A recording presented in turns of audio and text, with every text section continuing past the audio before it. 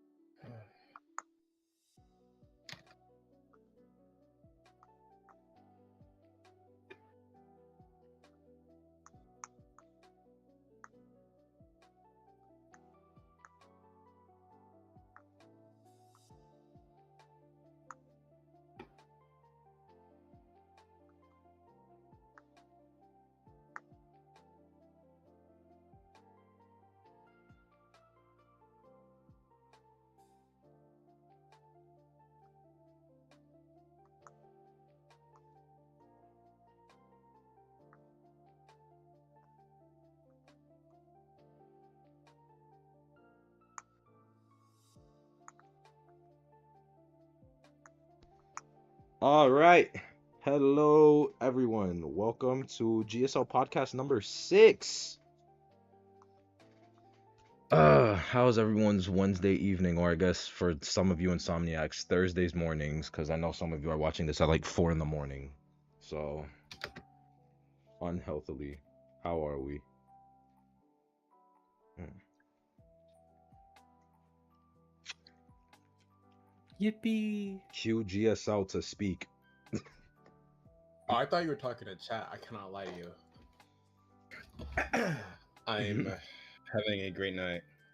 Yeah, Tiny Zeus. Yes, Hikaru did in fact replace me. We'll get into introductions and all formalities in a little bit as we just settle in. Time. Did you hear about the Hello. anti-nerf? Yes, I have, because I've seen people talk about it.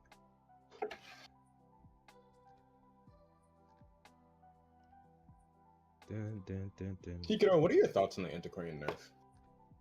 I actually had a hard time looking for like all the patch notes in one place, so I don't know exactly what they are. I just know that she is getting nerfed, and I'm happy about it because she kind of needs it. Honestly, like I would be okay if they just took like all the S tier survivors and moved them down a little bit, and then just took all the bad survivors and moved them up a little bit. Like same with all the hunters, like just average it out a little bit more. Hmm. Yeah, wait, Pearl, didn't you say you knew like what the buff was? Yeah, she What is can't it? remove items anymore. Like she can't remove like tentacles or statues or like traps anymore. Nah, Oh. that's not how I read it. It said that she just can't use the stick if she gets interacted with it, no? Like for me What? that just No, for they changed. That was a mistranslation. oh, It was just awkward wording. because the way I thought it, because from the translation I saw, it just seemed like she just now has like that interaction delay with like that like Seer gets with owls if he like gets chipped with a statue or Yeah, something. That's I how I. thought it was like that too, but I saw someone post like a thing. It's in the server actually. Okay. I have to find- Hello, It's like a Smiles. sure. Let me see. He just can't destroy summons. Yeah, Oh That wow. answer. I don't think it's that big to be honest. Like you don't really use it that Yeah, often. you Really, don't. the Can't disarm. destroy tentacle, bomb, statue, foggy blade, stuff like that. I Honestly, mean, like I don't know how I feel about any of it because like the next season's gonna be so different with a whole new trait and then like another hunter that looks pretty meta. So yeah. Like Antiquarian can still be strong, but as soon as she's up against Ivy, I think she's gonna run into problems anyways. It's gonna be an interesting. Next season is really gonna be a hard meta shift. You know, in my Again. opinion, I feel like they've been releasing like strong hunter for strong hunters slowly. Like Clerk was revolutionary with like the copying survivors' actions and using it against them, and then Night Watch was released, and then Opera Singer was released, and those two were like really strong. And then I mean the last one before Clerk was It was Hermit, Night. and was it Meta? Oh, my mistake. But like in terms of like the meta ones, like Wax Artist, and then Hermit, and then Cleric, and then it just feels like there's been like a certain like power creep that's been happening with the hunters, and I feel like maybe survivors aren't exactly getting enough good survivors on release. Like I know this might be like for some people it might be a red what's the word? It might be like a surprise to say, but I feel like Cheerleader is not that strong for the role that she's designed to be in, which is like support. Great kiter, but mediocre support. And I wish that like IDV would buff survivors for the roles they're meant to play, you know? And I feel like them nerfing Antiquarian, who's meant to be a kiter slash harasser, is kind of questionable since they're making all these stronger hunters. Yeah. I mean, that nerf to Anti's barely even seen in gameplay. I mean, true, but a nerf is still a nerf, right? It's just tiny, really tiny things.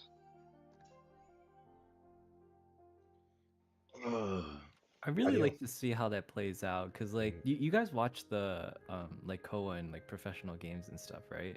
Yeah. 'Cause Yeah. I just haven't had any time to review like what's actually been going on in top tier. Like all I have is my own experience, and usually it's just like the survivors that are paying the butts for me are just oof. And Yeah. like last night, I had one of those Chinese Smurf teams come up on me. They were stream sniping too, so it wasn't really fair. But Oh like wow. Ooh. it was like everyone knows how to kite a breaking wheel. It's just impossible to land your spike. But then like on top of that, everyone took flywheel. So I was like, okay, well now I'm double doomed. So Felt that. I feel like survivors, if they just do like a decent kite, like nowadays the survivors are strong enough. I still feel like it's slightly like it's more or less well balanced. But I think like, does anyone know what the stats are for what the hunter win rates are in Koa? I'd be shocked if it was over 50. Yeah, I I think don't think they they're being release I the don't think. stats after when like all of it is finished. Yeah. Maybe, I'm not sure. Like more Or often at than least not. when qualifiers ends, they might release all like the percentages for everything. Well, based on the games that, because I know Zeus and Z's watched some games together. Like, was it more often than not that the hunters lost or won? It was a draw fest to an extent. From the games that I've seen, it was either a draw fest or it was kind of like a even like 50-50 split of like it could be either the survivors game or the hunters game. It really just came down to how badly either side messed up. It was like it's just a game of perfection at this point from what I've seen. I can't really say Oh. like it's scaled and it's tipped in one side to the other, to be honest. So then my question is, should the developers balance characters or even the game system itself, maybe factoring like chairs or Cypher Rush, whatever you want to think, like attribute that to? Do the devs then balance the game around pro players who can't make any mistakes or like make very minimal mistakes, or do they balance it around the rank randoms or like the survivors or the rank hunters? And you know what I mean? Like, I don't know. Like pro players, they could probably deal with like an opera singer no problem, but rank, Jesus Christ, they can't even handle Anne, and don't even get me started on that one. Yeah. Oh yeah, in Champ Rank there's an influx of champions banning Anne and Hermit, and we're not even banning Opera. Like, Yeah, so we're that good now. actually, we're that OP. Wait, are you guys mobile players or PC players? Mobile. Okay, I probably am seeing like quite a bit of different like meta characters then, because I'm a PC player. So I'm like, wait, where are all these ands coming from? Bro's like, where's Bro, the in Griffin. Mhm. Oh god, the Anne just up, and I play on PC for Survivor. So, like, and yeah. Disgusting. Damn. And I'm getting a lot of photos too, and I'm ranking with Sue sometimes, sometimes Zeus, and it's like photo gamekeeper and gamekeeper photo. And yeah, Bro, Annoying. it's actually annoying a little bit. the amount of Josephs, bro. The amount of Well, Joseph the amount plays. of gamekeepers recently has been crazy too. I can't play more than 2 games without facing a gamekeeper. It's actually crazy. They see Koa and they decide to bring it. The amount of enchantress and cheerleaders I'm seeing in Oh my yeah, Yeah. the amount of they saw JP quals and that would like that was the signal. That's it. I guess we're settled in enough. So even though this is kind of a bit of an odd stop, yes, Chad, as you can tell, yeah. Podcast number 6, we're joined with Hikaru. So Hikaru, if you would just want to give introductions for those that may not know who you are. Oh, okay. Yeah. Hi. Hello everyone. I'm Hikaru. I am a Hydra tier hunter. I play IDV for about 2 years now on PC. I main clerk, hermit, breaking wheel, and bonbon. Nice to meet y'all. No, it's Welcome. welcome. Who was the to first show. hunter that you like played? It was actually the first one I actually played was Feaster, and then once I got to like high tier with him, like around I think it was Ogre, it started hurting. So I switched to Bonbon, and then Clerk came out right afterwards, and then I made Clerk for a while, and she was really Mm. fun. Have you played mobile at all or no? So like the thing is, my phone's like the Galaxy Flip thing, and there's Oh. a big crease in the middle of it that makes it really difficult for me to play. So Yeah. mobile must You not know, be Ash- quite the fun experience. Imagine for trying to you. hit calibration. There's like a fucking crease in the middle, and you're just like, oh. No, you're trying to hurry. You're Yeah. trying to play wheel or something. You're trying to, for you since you play clerk. Imagine you're just trying to spectate a cipher, and then you gotta drag your finger through a crease. Yeah, it's just it's never gonna work. Plus, like when I played Feaster, I just remember this moment. Like I couldn't see anything on the screen. Like Feaster is huge. Like it For just no took up like reason. 70% of it. Wait, did you get rid of the wheel? You can get rid of the wheel if that helps you. Even with the wheel off, like Wow. the silhouette is still kind of there, but Big like body. Feaster is like 80% of the middle section of your screen. No. So like if a survivor just walks right under you, I didn't even know there was someone there, but it's you gotta like spin it That's weirdly. so hard. And That's though. you were able to make it high tier with Feaster playing like that? No, I play on PC. I only tried him out on Oh, mobile, okay. and I hated it. It was just not gonna work. I was like, props. I was I like, don't, actual. I don't know. You know, I feel like this is Apple sponsors, but this seems like an Apple kind of commercial to me. Like, don't buy Samsungs. Apple Bruh. better. You can just not get a flip. Yeah. I didn't intend to play IDV with my mobile phone, so it was just like Yeah. because What was the Maybe. learning curve for opera? For not opera, I'm not saying clerk. What was the learning curve going from feaster to clerk? I would say Clerk is probably one of the harder hunters to play. Like I think it was a lot easier playing her when no one else knew really what she did. No. And then like all of a sudden, I don't know like when this happened, but the meta became like heavy harassers, and like at a super high tier when you have like even just one harasser is like a pain in the butt, but Clerk can't really do anything about it. So that kind of sucked. And then I think that like going from Feaster to Clerk, like Feaster is very cut and dry. I don't think he's just not good at high tier. A lot of people just avoid the tentacle or know how to like grab it and then juke you out or like do crazy things. He's just not very good. This is like way before, like 2 years ago, by the way. So like Tinnitus was still in the tree. You had to pick it, and I didn't take it on him because he didn't need it. But Yeah. I feel that he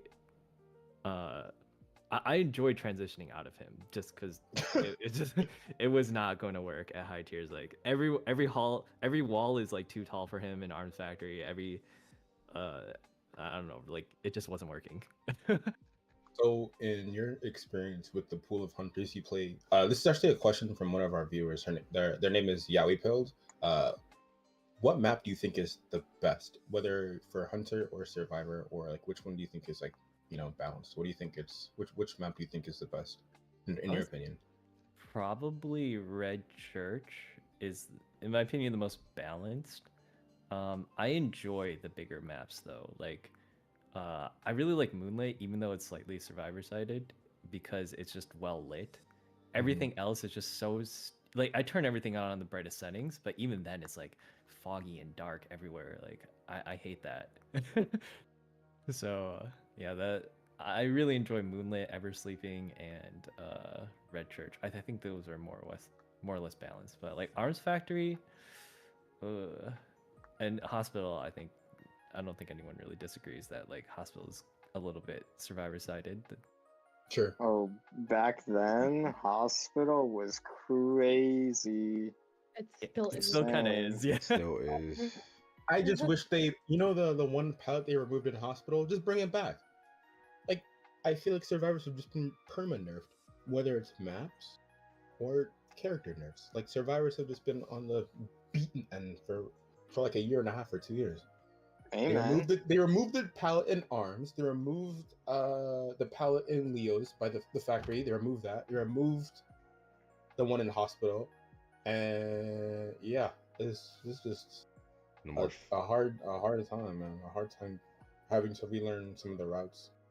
I think What that's about- fine. Like, yeah, like, well, I'm obviously biased because I think survivors have had it good for too long. But like, I agree. it's different for me. What got you to Mm. play IDV? Like, how did you find out about the game itself?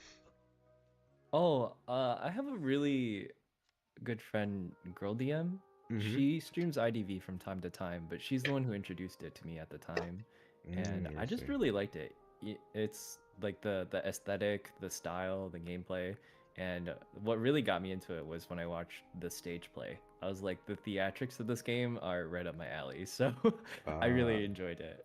Okay, that's nice. Still haven't seen the second one. I really want to see it though. I think I have it somewhere. I'll have to Oh. look for it though. Okay, There's like 4 of them now, right?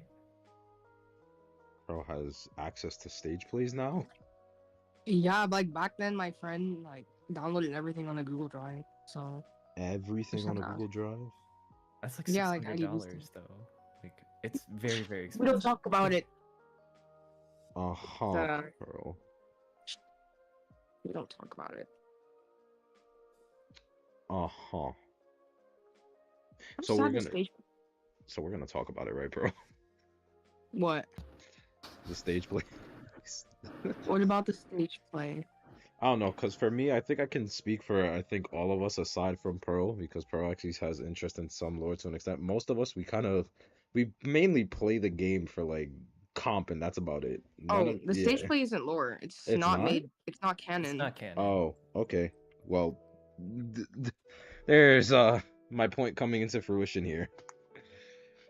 Yeah. Yeah, Feaster mostly was just for opera singer in that one. Really? Yeah. Yeah, he like starts breaking out into song halfway into the show, and I don't know. It was really funny to watch, but I They liked wear it. these like cute little uniforms, like blue and white. It's so cute. Aw. I love the Okay. stage play. And then she Obviously, I touched play something for about comp too, though. the Like, game. I'm also a comp gamer, so it fit me pretty well. It was like I enjoyed DBD, but honestly, it was just so boring. I was bored out of my mind, and Okay. IDV fixed that a lot. Yeah. So you You know, can I say think we that should IDV clip is that and greater than make DVD than DVD, Clip that right? and make it a short. We're gonna put that on the channel. Yeah. This just Comp in. and DVD is a lot harder to do because I feel like less people like comp for DVD. So we can all confirm now that IDV greater than DBD, right? As the Tell your friends. I think so. Tell your And- parents. it For has the- tournaments in Dead by Daylight, they ban a lot of Survivor things. So yeah. Yeah. So if you didn't know. what things do they ban?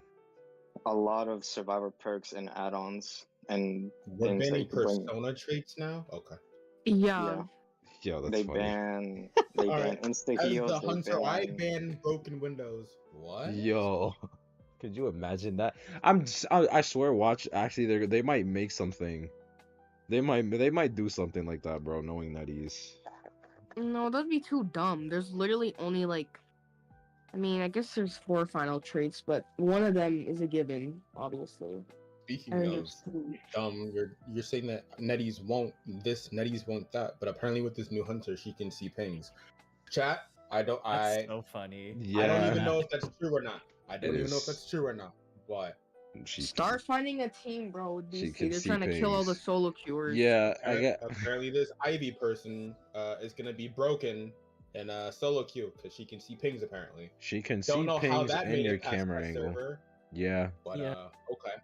I mean, I think that's okay for like solo queue hunters, because like the Hermit is another solo queue hunter where he just like preys upon survivor mistakes. But when you start running into like the 4-stack Asian Smurf teams, it's just not gonna work. Like it'll never work, not in a million years.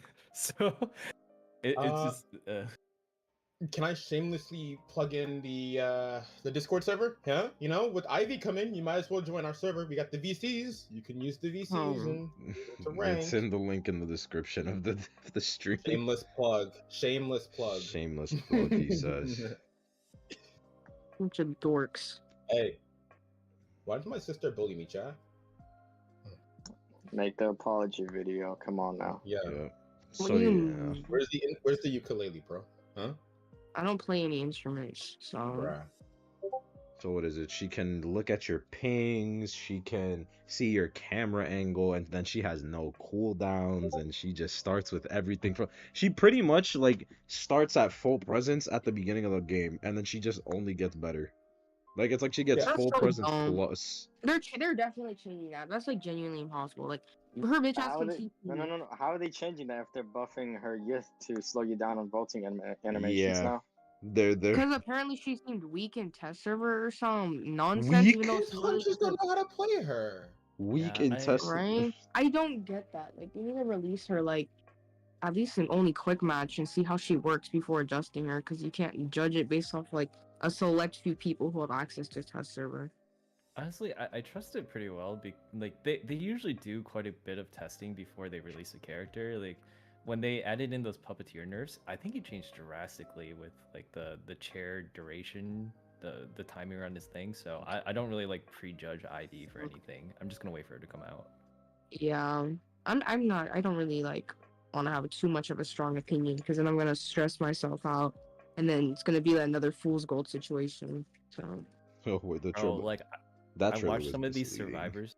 Oh, sorry. Go ahead. No, I was just gonna say I was just banter that Fool's Gold trailer really was misleading as all hell. Oh yeah, he is not as good as he looks. Yeah. But yeah, I was gonna say like I've seen how some of these like I just watched TikTokers of like some people releasing their kiting videos, and they're not even like looking at the hunter, and I'm like, I Oh would yeah. like to know what direction that they're looking Yeah. at if I'm gonna scare them at this point. No, because it's sort of like what if you look behind her, you get punished. You harass her, you get punished. You breathe around her close enough, you get punished. Like it's crazy.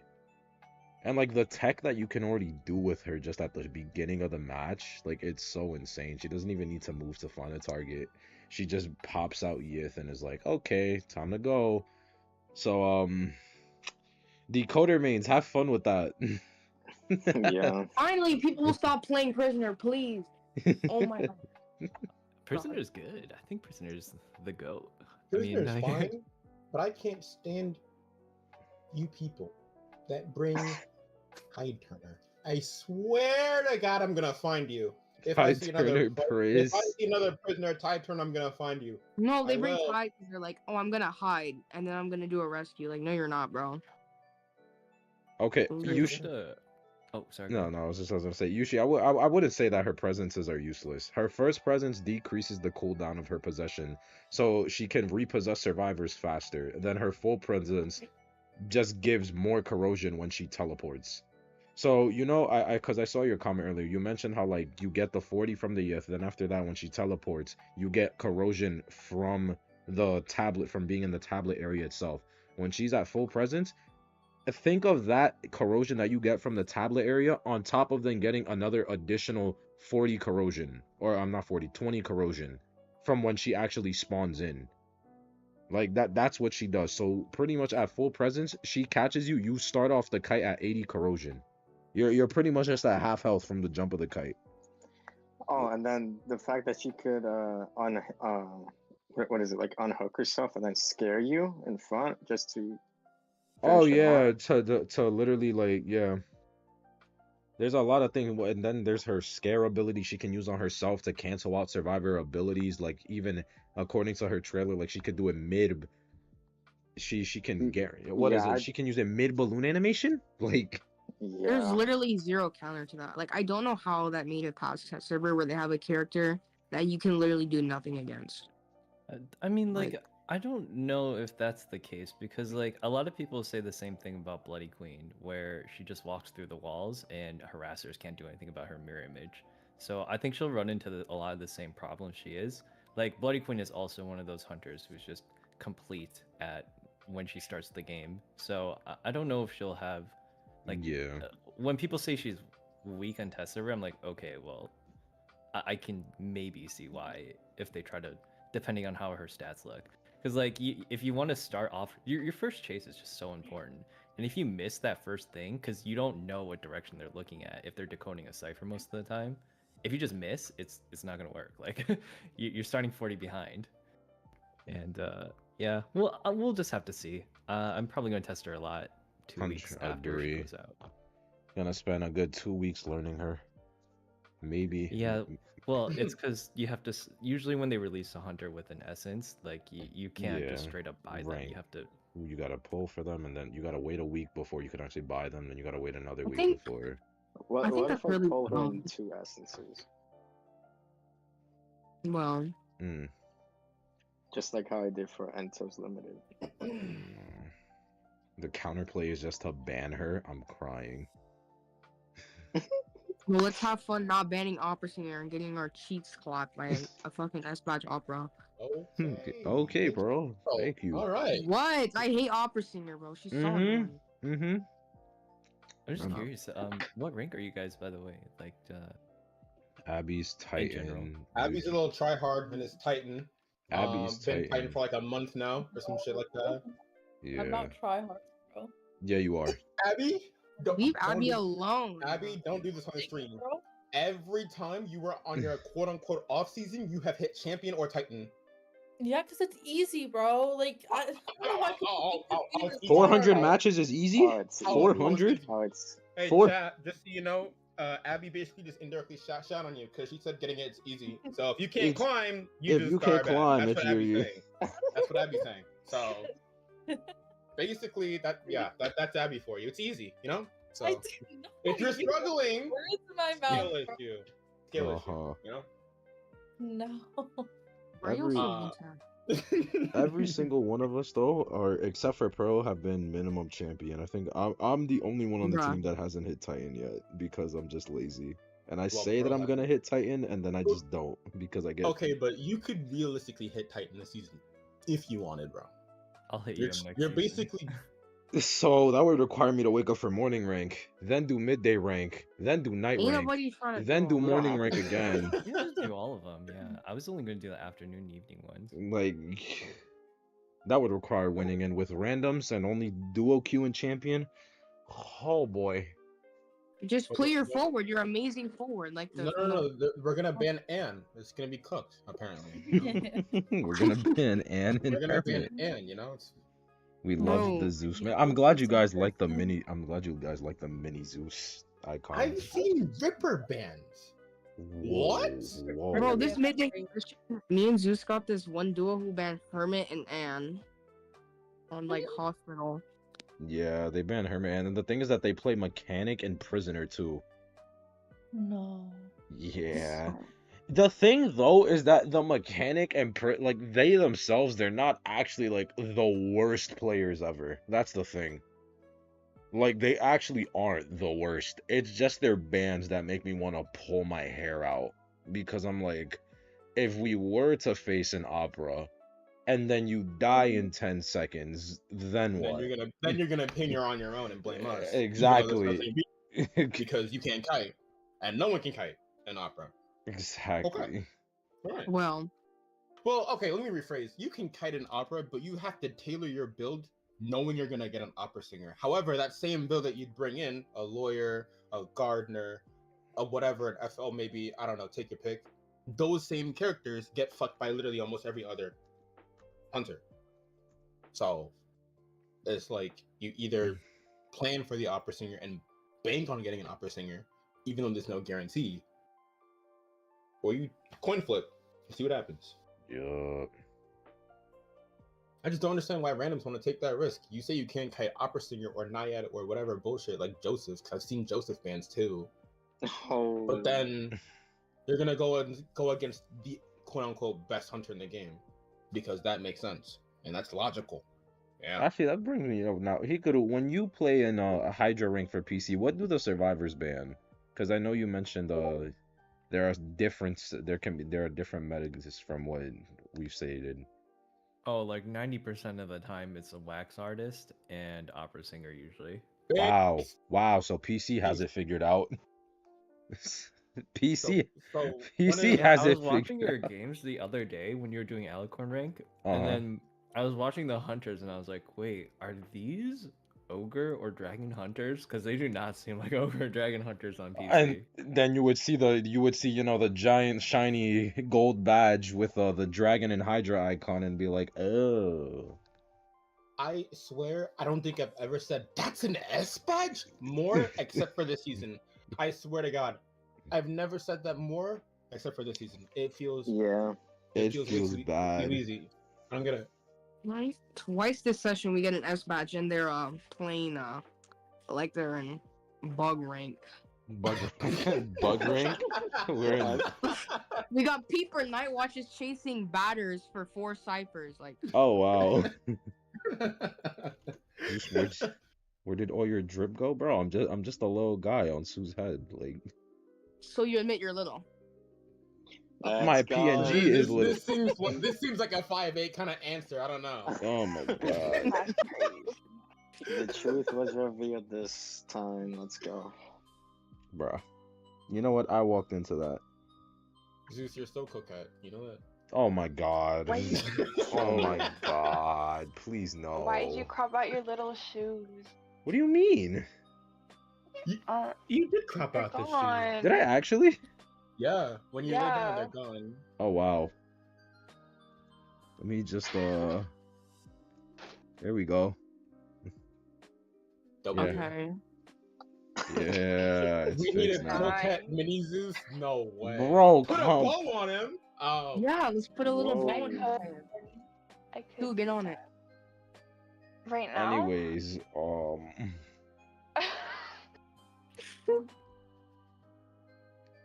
yeah, what is it? What was I gonna Even ask? after I release and sure I'd move Ripper and Ann. Okay. I gotta say, this is like unironically one of the first. No, it is the only podcast where we've actually had a hunter perspective. With the new external trait for hunters being teased for the next season, what do you think?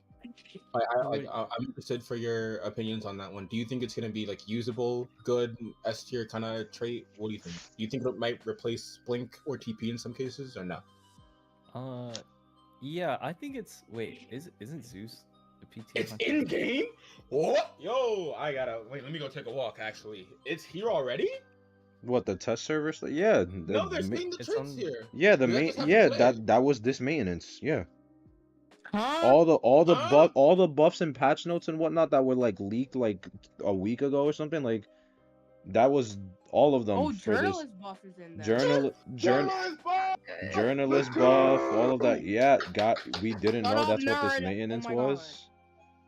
That wasn't we didn't know that's what this maintenance was about. No, Oh, I thought it was the skins. I thought bro.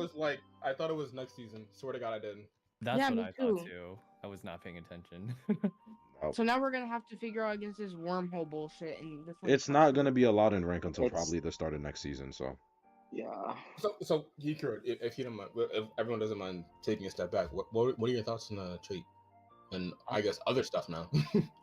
I think it's going to be really powerful, like probably S tier on a lot of hunters, because it seems to functionally also be a blink, but also a teleport at the same time. I don't know the exact like measurements on it, but the way I saw it work in the video seemed to have like a lot more uses than just a blink or just a teleport. So, I mean, I'm glad they're switching it up. It's, yeah, I'd probably put it like maybe I don't know. I'd have to see how fast it takes for you to like jump from one place to another, and then there's 3 seconds to come back, right? It'll be Oh, great it's for like almost proxy instant. camping. It's almost It's basically instantaneous. it's like a hermit teleport kind of speed. Yeah, it's like just a Can you hermit. like, is there like a minimum distance or? It's the max as far as distance I that it can go is 60 60 meters. 60 meters. Okay, so it's just blink and teleport. Like I think teleport will still have its stuff in larger maps. I'm assuming the cooldown is quite high too. It's the Only same 90 as seconds. teleport. It's the same as Oh, teleport. really? Well, that's crazy. For perspective, chat. What was I gonna say? I was gonna say something, and now I'm blanking. That's actually very hilarious. For perspective, chat. Tinnitus range for hunters, if you play that, is or even heartbeat radius. That's 30 meters. So this portal thing is double that distance. So it's quite long. Yeah. The cooldown doesn't start until after you go through twice, though, but it does last for 30 seconds during the 2 times you can use it. So you have 30 seconds where you can just go back and forth between one side of the map and the other for free. Honestly, I love that. That seems like a really strong trait. And its initial cooldown for when the game starts is also the same as TP. It's 40 seconds. Okay, yeah, that does seem like a really strong trait then. I'd be happy to use it. Like, has anyone thought that it wasn't going to be strong or? For me, it like as of right now, it felt like a on the same level as a normal. Maybe, or maybe excitement, but I'm not certain. It feels like it could be a niche type of trait as of right now. I So just don't. I haven't used it. I think I just don't know what hunter would it like super duper excel on it. Also, Pearl, mute your mic, you freak. Thank you, bro. Yeah, I mean, like, I can. It's not really like always it's suitable for a hunter because like it's another trait you can trump card over to if you need it also because I take trump on a lot of my hunters, but like obviously it's probably not going to be as effective on breaking wheel or something like that. But I think for hunters that have trouble just like the hunters that are forced to camp like Bon might be able to use it a little bit easier. Or it depends how you play your hunter actually. Like I don't know. It just depends on the hunter themselves and what they have preference for. Because I don't think a lot of bonbons on the server take peepers besides me. But like most of them probably take blink or teleport. And so we'll have to see how it plays out. Like I want to try it myself before I think like, oh, this is kind of crazy good. But like in my head, it just seems good. It seems like blink on a lower cooldown. So why wouldn't I want this? Hey Zeus, do you know any information about like can hunters take people through the portal or no? From what I saw one video on it where you actually can, where like there was like a naiad that like walked through the portal with someone on balloons. I think that was a glitch because someone said it only works with a few select hunters and some can't do it at all. So of course they're just spoon feeding naiad everything. Okay. It's probably a glitch. It's most likely a glitch. Every then. chair's a basement. Yeah. It's more than likely a glitch. It's about to be a what's that trait that hunters always bring? The Giant Claw? Giant Claw Naiad with the portal thing. It's gonna be meta S tier now. Do people take Giant's Claw more often than not? Like, on Naiad, that's all you see. That's all you see. 90% of the hunters that you see in rank have Giant Claw.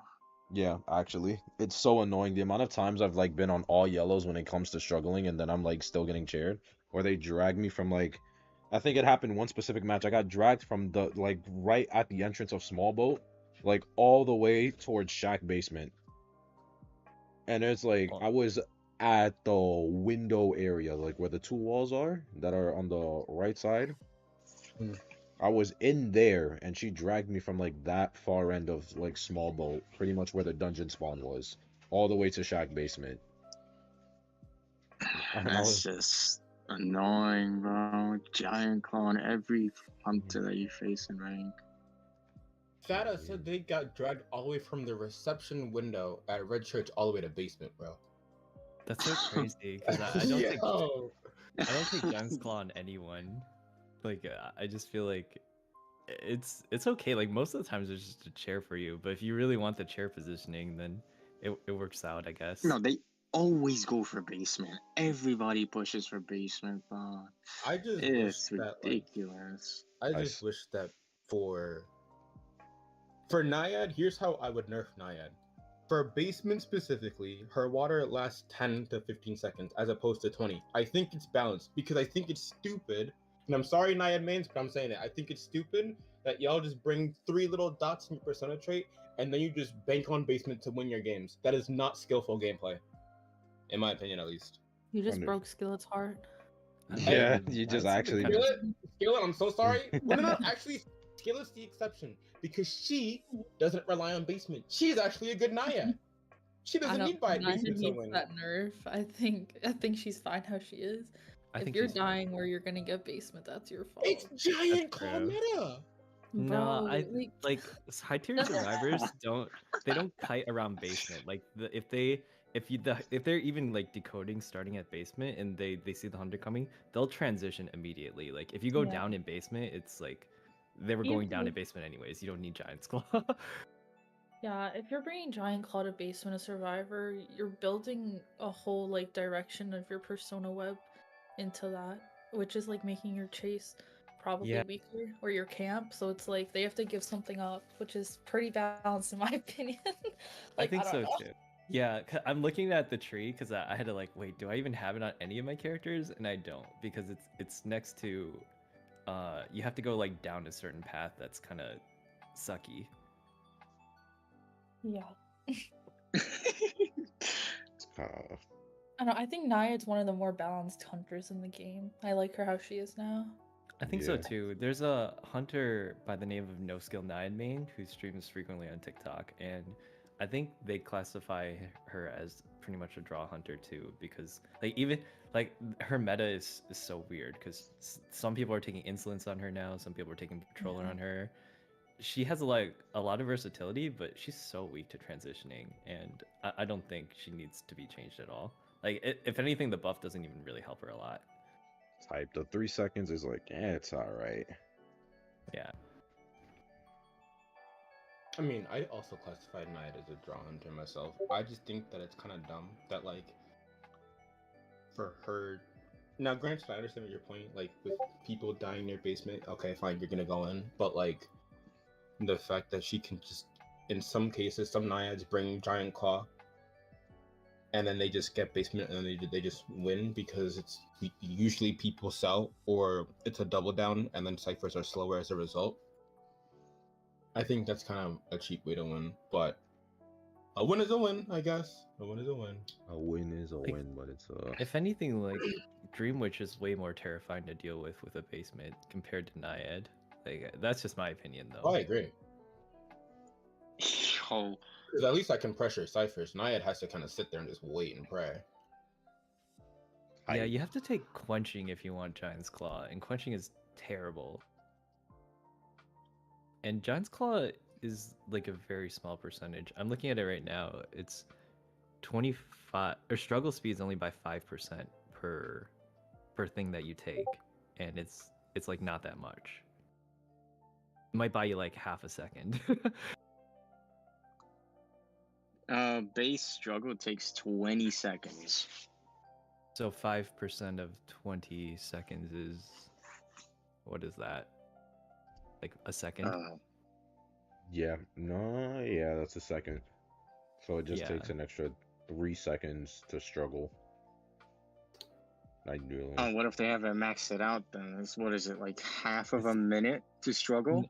No, that's 15% is max. 15% is max, so it's Wait, just is it really? I thought it was 3. 25. No, it's... Yeah, so it just takes an extra 3 seconds to struggle from 20 seconds. Yeah, and you already At had like 20 15? seconds is a lot. Yeah, at 15, it's just 20 to 23. With Max Giant Claw, it takes 23 seconds, and then without Max Giant Claw, that's 20 But seconds. the thing is, it already reduces like the base circle by -75. So you start at a lower, so the circle itself starts off low, and then it takes up more time for you to think. Okay, so Yeah, I guess in retrospect, that's like 28 seconds or something, maybe even 30. half of a minute to struggle. I don't know if That's it's why half they're a minute. able to take you halfway across the map to basement. I don't know. I'd have to test that. It- I think I need to just yeah. test that numerically, because I It don't really even doesn't know. even feel like 20 seconds. It feels a lot shorter than 20 seconds if I've ever tried to take a survivor down there. It feels more like 15. That's just me though. Like I don't know. I don't take Giant's Claw, so I don't really know the exact timing. Maybe this is my son doing her again. I always assume like if people tap it faster, they get out faster.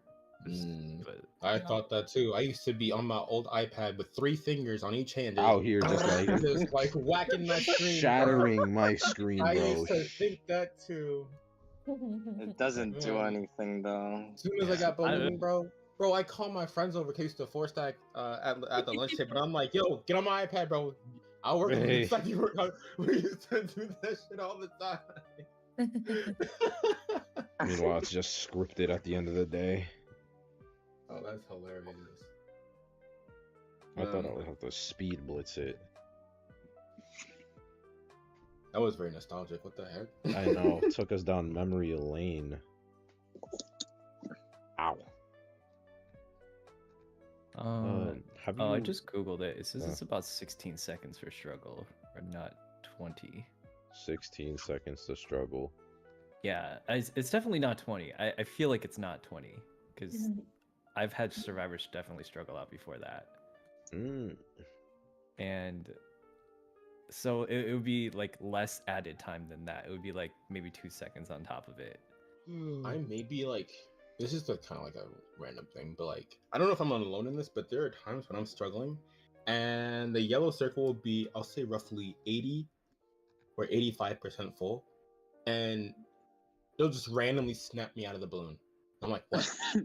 Has that happened to anyone else? That has happened to It's me 'cause the sometimes. hunter puts you down. If the hunter like tries to drop you, it'll add struggle, Yeah. and it'll just like let you go. So that's what that snap is? Because I always like was so confused. I'm like, why is it just randomly snapping from 80 to me struggling? I'm like, okay. Mhm. That's just them, Okay. yeah. That's just them dropping you. You Yeah. little dum-dums. They'd be like, they don't keep tabs.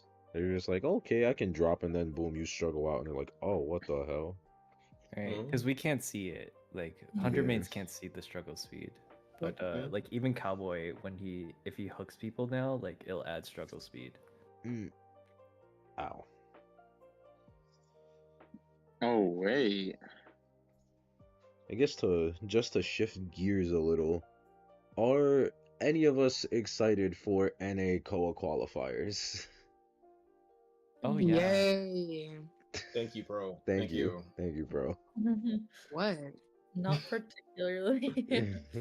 I mean, like, I think it's. Sorry. This is something I talked about for a while because I think it's kind of important. Like, even though, like the NA teams don't always do great, I think it's so important to support the region that you're in, because Yeah. like a lot of the funding that comes from places like we don't get a lot of recognition from IDV because we don't normally do well. Yeah. And I think if our team started to do well, a lot of netties would start paying a lot more attention to us. And part of that is like, I for the last couple of years, like I watch people just kind of shit on B4U because they get terror shocked like once or twice during the match, and it's just like, oh, this is kind of feels bad, man. And I think that like just giving them a little bit of support might actually, you know, have yeah. That's just my thoughts though. I No, agree. I think can- that we have to like show support for our region. The reason why I said I wasn't particularly excited is because I feel like a lot of the times a lot of people know the outcome of our qualifiers, like we discussed before you. But I think that actually this year might be the year that they could like win against some of the global teams. So I'm looking Mhm. forward to that, like watching more global gameplay, I guess. Oh, That's you're just not excited for the qualifier. Yeah, yeah. I don't really care for the Yeah. qualifiers Yeah. either. I'm kind of like, I don't I know. I'm in a it's state. Oh, Jesus Christ, Eugene. The qualifiers are so silly this year. I'm seeing people from rank, like from my rankings Oh, that have never touched competitive in their life, playing a regional like. Yeah, oh, for actually, real. yeah, Yeah, I like, noticed that Yeah. too. Oh, last year, bro, I'm man, seeing rank players in there, bro. I think Rank that players who like have never been in tournaments like once in Koa is kind of crazy to me. yeah, like the before you, they didn't even have a coach before last year. Like they just got one last year, like right before their Koa session. So yeah, like I think this year they'll definitely be a lot more on the ball. I But hope also so. in the same vein, I talk with some of the before you guys a lot, and some of them are retiring. So like Yeah. Oh, after this those call? scenes probably the scene's probably gonna change quite a bit soon. Yeah, next year's Koa is gonna go crazy. Not Yeah, gonna no, lie. before you next year, bro. I'm not Wait. excited for that. Oh man. Eugene, are Oh. you okay, bro? Yeah, I'm good. I'm good. Uh, I thought I don't know why I thought B4U always had a coach. I thought they had Persuadable before they had Aaron. Did no, they Me not? too. Persuadable Persuadable quit the retired like game like 2 years 3 years ago. ago. Bro, Yeah, I but I gen thought he coached them. Yeah, Yeah, he did, but but I He he thought did. quit. I thought after it was persuadable, it was immediately Aaron. No, it saying there was- wasn't. They You're were saying it was just, a gap year? yeah, there was a, they were just by themselves for like, Oh, all of, like Koa 6, they were with themselves. Like Aaron wasn't there. Damn. oh, well, Yeah, it'd be like that. it like all the Asian teams, they have like professional coaches and they do it full time, and a lot of the before you guys are just like they're just people. Like people that play the game. Yeah, I don't know. Yeah, the people in global, they get paid to play the game, so obviously they're gonna Mhm. put I in time and remember effort. Highest of when key. Persuadable did used to play the game, he would talk about how he would talk to the devs and like explain to them how important it was to show NAU like recognition and like the disparity between global getting paid and us not, and how he would advocate for that all the time and they just did not care. Oh, I feel that. I saw his like I quit video, and I get the same run around from them every time I try to like, because I try to run tournaments for them as well. I actually met one of the devs in Japan when I went to Koa last year, but it Mhm. was just like, oof, they do not care about us at all, and it sucks. I mean, because we don't perform. That's why, like, that's why my whole thing is kind of like, guys, wink, wink, nudge, nudge. We need to take comp seriously, get more people in comp, learn about comp, instead of treating the server just like, haha, cute skin, tee hee, and then go Bro, to Exactly. like the I gotta amount be of hounds that spend $10,000 into the $1,000. game, Like, I gotta thousands be of dollars so just to real. stay in hound. I gotta be so real with y'all. I really don't think it's about competitive. I think people just need to learn about the game itself. Like, comp is one thing. Comp is a step above rank. Like, in my opinion, like comp to be a comp player or whatever, or to like be interested in competitive, like rank is like a thing you do for practice. It shouldn't be a thing that like you're quote Play for unquote fun. struggling with. Like, why? That's another thing. Like, if you're going to play rank, right? Why are we doing it to go get a cute little C badge, B badge, you know, for your favorite like weeping clown, la di da di da? Like, bro, like I am a very competitive person. I like winning. no. Right? I want to win. If I'm queuing up to play rank, I want to win. I don't want to go in there to like like I'm in a first time airplane as Zeus. Bro, what? I didn't first time him. I have you clipped on Lakeside, okay? In the highlights channel, I have you clipped. That wasn't I a have you first clipped, time Demon. though. That was I just have simply you an clipped. outplay. I just simply got outplayed. I have you clipped, sir. I was You always simply get simply outplayed. outplayed, bro. When are you Do not do gonna I get need to out? whip out that Night Watch basement? Do I need to get that Night Do Watch it. Bateman Do it. I clip? dare you. Let's see you have it. Your and Terra Shocks? Listen. The point I'm trying to make is that I wish people, if they queued up to play rank, I wish y'all would go in there with the mentality to win. And if you like fuck up and you make a mistake, no one cares as long as you say, "Hey, I made a mistake. What can I do better?" Person A, do you see anything? Person B, or like, why are we instantly leaving post chat or saying, as soon as someone gives feedback in post chat, like, "Hey, I feel like you could have done this differently," and you're instantly saying, "Get off your high horse" or some bullshit like that. Yes. Then you're Okay. gonna go and do that shit in another ranked match, and then you're gonna go and throw, lose, and then next thing you know, it's end of season, and you have 2K matches, and you're a fucking mammoth. What are we doing? What are we That doing? is okay, that is my biggest pet peeve with IDV. Like you can preface it by saying that like some people can get very toxic in post match, but a lot of the times like if I'm going in post match, 99% of the times it is to give feedback or ask questions on what went wrong in our match, because as a lot of you have noticed, the high tier community is pretty small. Like in rank, I'll get matched with people like a lot of times in a row. So I'm playing with the same people in high tier. So it's like if you're having a disconnect with people, you want to make sure in your future matches that you can work together. And even if you're not working together, if you're in like lower tier and you're getting played with different people, well then help them for future matches so they don't make the same mistakes. So when you go in post match and you're like, "Hey, why are you instant rescuing me and farming me?" And they're like, "Oh, because it was sly and cute to do that. Didn't feel like decoding." What? Yeah. Get Oh it? my god. I genuinely hate that. Like, That's so funny to watch though, because I'm the hunter main. That's what I get to see. Yeah, you get For to me, watch there the you go. chaos bad. unfold. It's so bad. Like he No, could have probably like, "Hey, yo, GSL, shut up." Like, I like my random throwing, but like, come on. he's Like, like, I that's like the the imagine 3 bad. points. The we, thing They that I if do. hate we the most. if we The did thing a that I hate the population most. breakdown of the server, it's probably maybe 0.5% Titan, maybe 1% champion, like, and then you scroll down and it's like 60% mammoths, Mammoth. 70% elk. Like, bro, we need to distribute it way more, and we're trying to help y'all and like tell y'all, "Hey, bro, like these are the steps to climb."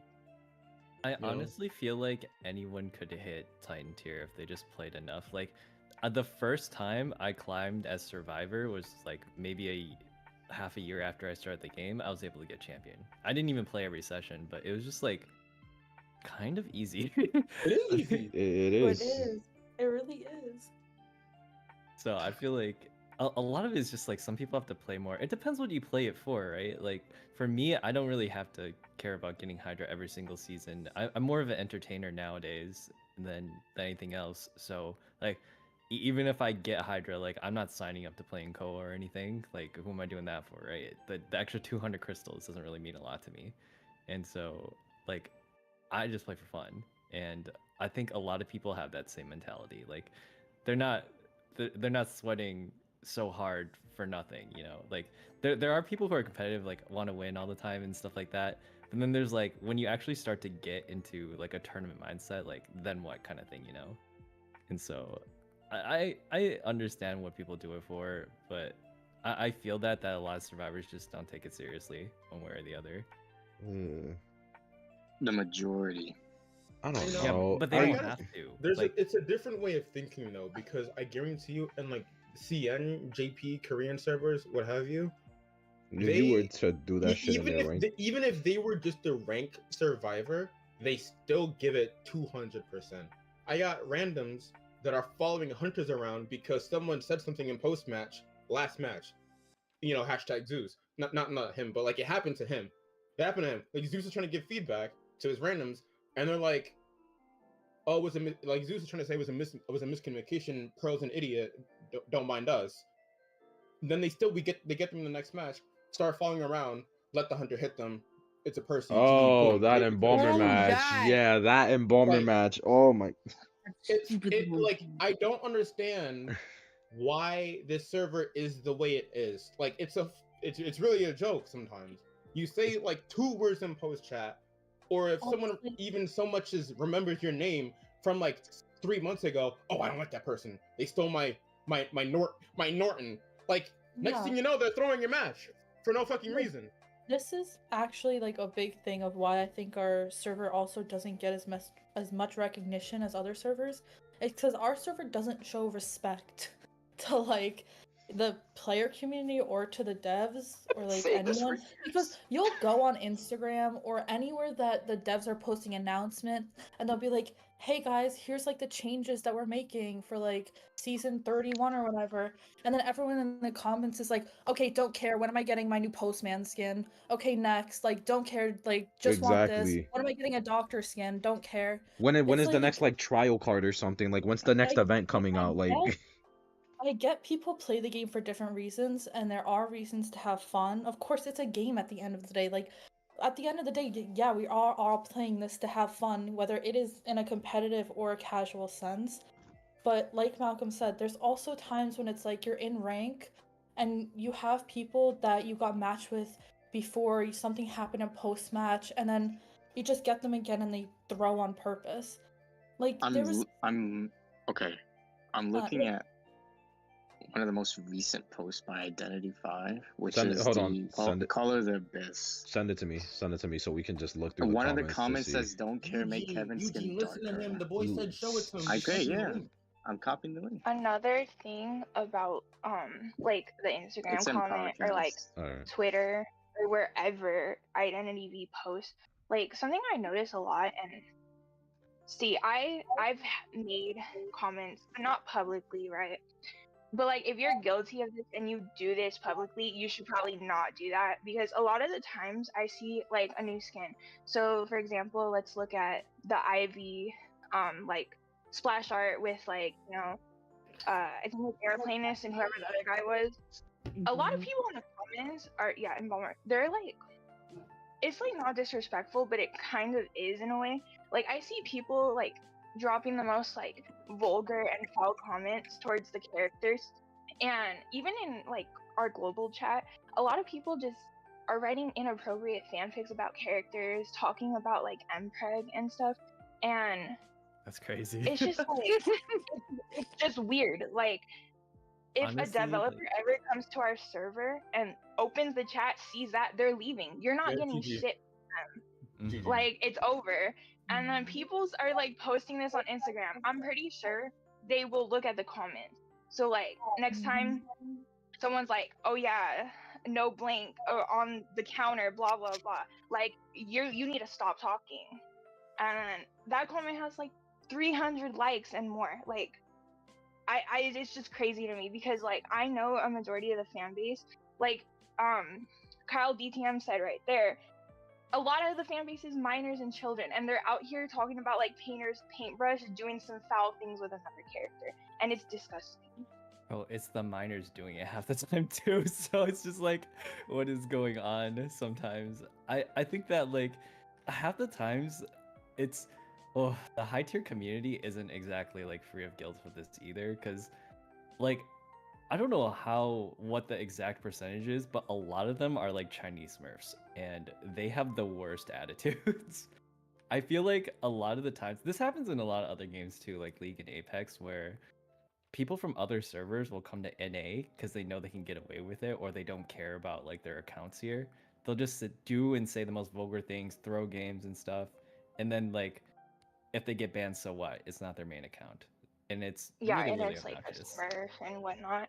Mm-hmm. And like I hate playing duo hunters, because I could be sitting in the hunter lobby or just even in Survivor, and I got some person next to me called like Kevin's Milky something, and I'm like, why did you do Yeah, that? You know, like Norton's It's really despicable. it's actually like insanely disgusting and like uncomfortable, especially like when it happens. Yeah, but part of the thing that like a lot of these types of people also have to recognize is, if you're like the type of person or these people that are going into these comments or just in general like talking in chat being like, "Oh, I want a postman skin," or like, "You have to do this, devs. You have to give me this new skin for doctor right now," or like, "This game sucks," something like that.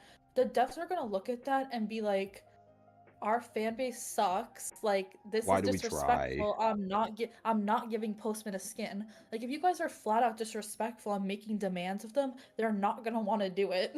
Like if you Yeah. were to treat them with respect and be like, "Oh, these new buffs looks cool. Do you have any plans in the future for a Postman skin?" Asking a question's not harmful, but demanding something of them or saying like foul stuff like Sue was saying is not what they want to see, and it's not gonna get what you want. Like I it's gotta just be so real with you. Americans are. I'm gonna say Americans just because it's an NA server. Granted, there are like EU and other country respect to those, but like, English speakers. well, English is kind of a universal language I don't know. as of right now. But like, for the American people, like Americans are seen as like, sure, I guess Westerners, but specifically North American citizens, they're seen as very rude people.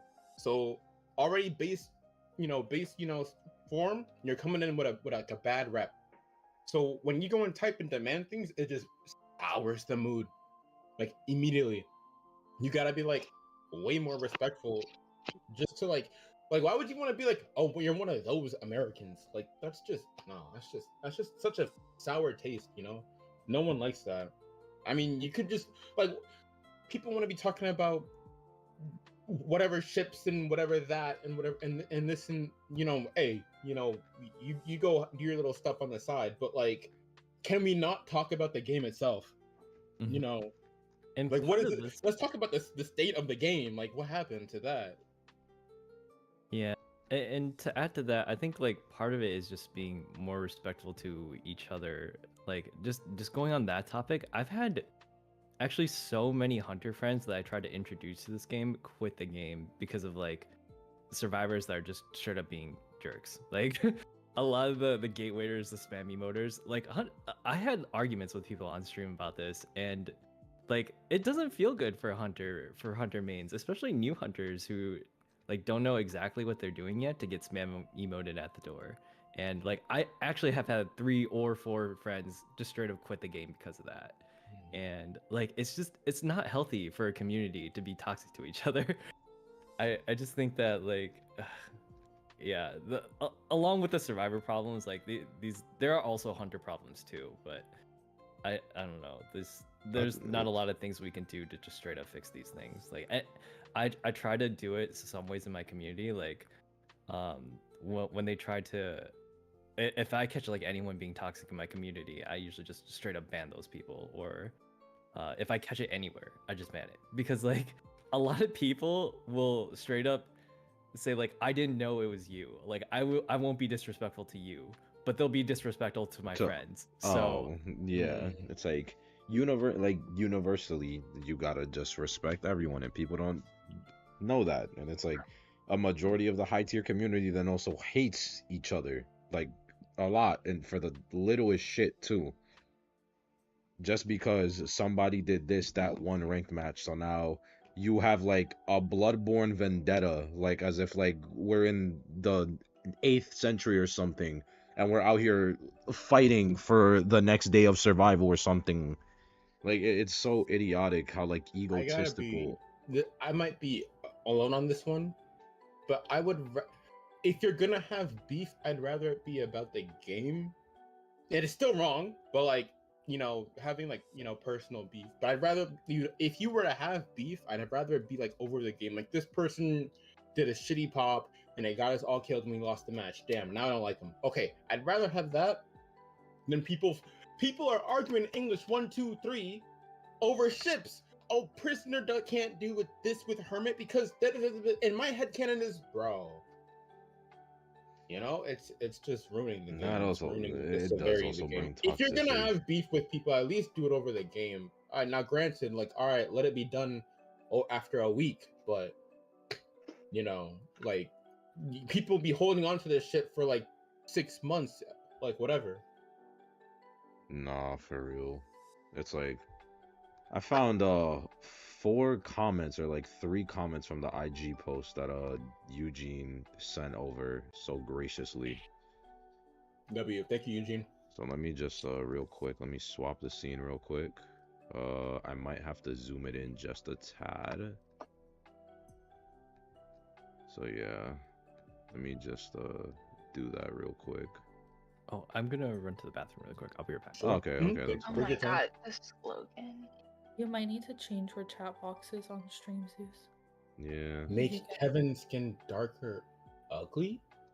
What? I did this. I We're made it putting right this here. on social media now? I put Okay. I put this right here now. Yeah, I made it bigger at least. Dude, the beef where you hate is so annoying because I remember watching like the live stream and everyone's like beef where you tear shock with like a little purple heart, and then I was getting spammed, but the moment like No, they were actually, winning and like turned it around, everyone's like, "Oh my god, yeah, beef for you, let's go!" Like, if you're gonna like root for them, do it since the start. Don't switch it up. Like, don't be fake like that. That's no. another issue that is part of like the respect thing I was talking about. In global regions, like if you were watching like the Japanese qualifiers or the Southeast Asian qualifiers, a lot of the time people in those chats will be like, go this team, like go FL or go AWG, like we support you. But in NAU, it's always like, oh, this team sucks. My team is so much better. Like if you scroll down, you can read like that team was like before you like sucks, but like go Python. Like you can support teams without having to put other teams down, because like they're all playing this to like the best of their ability. Like that's why people play comp, and to like get hate for it, it's just like why? Like you can support your own team without having to be rude to other ones.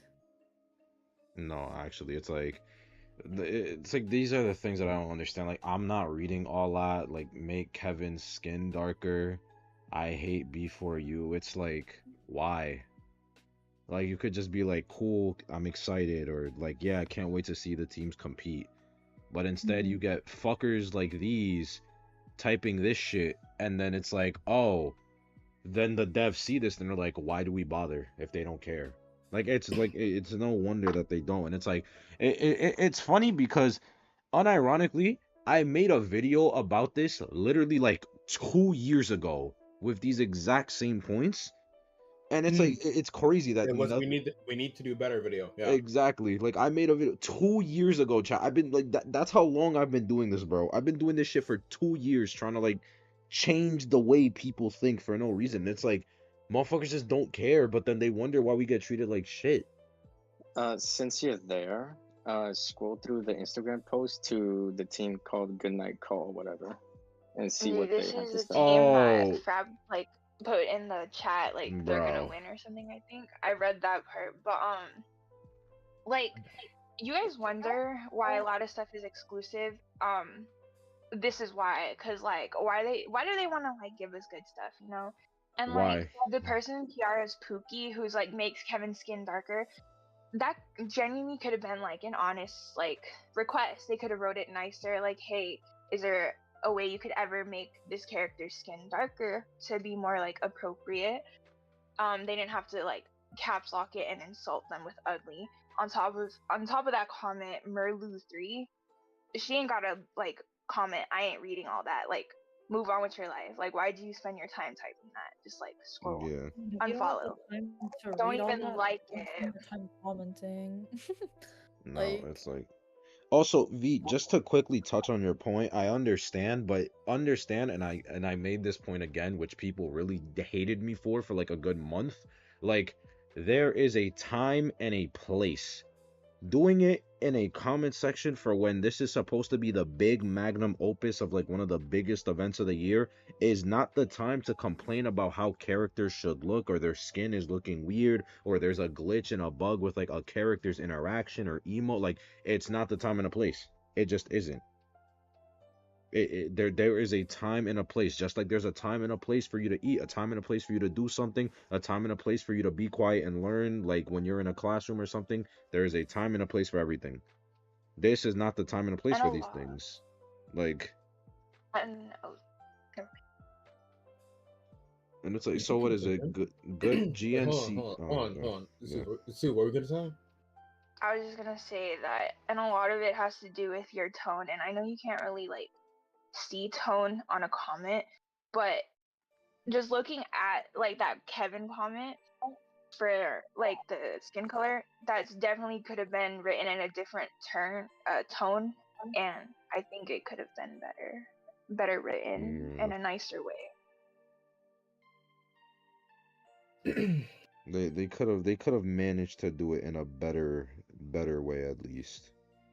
Like if you wanted to put that in, like let's say they made a post about like what adjustments would you like to see for characters or tweaks or something, like then you can say like, hey, blah blah blah, like make this character with this change.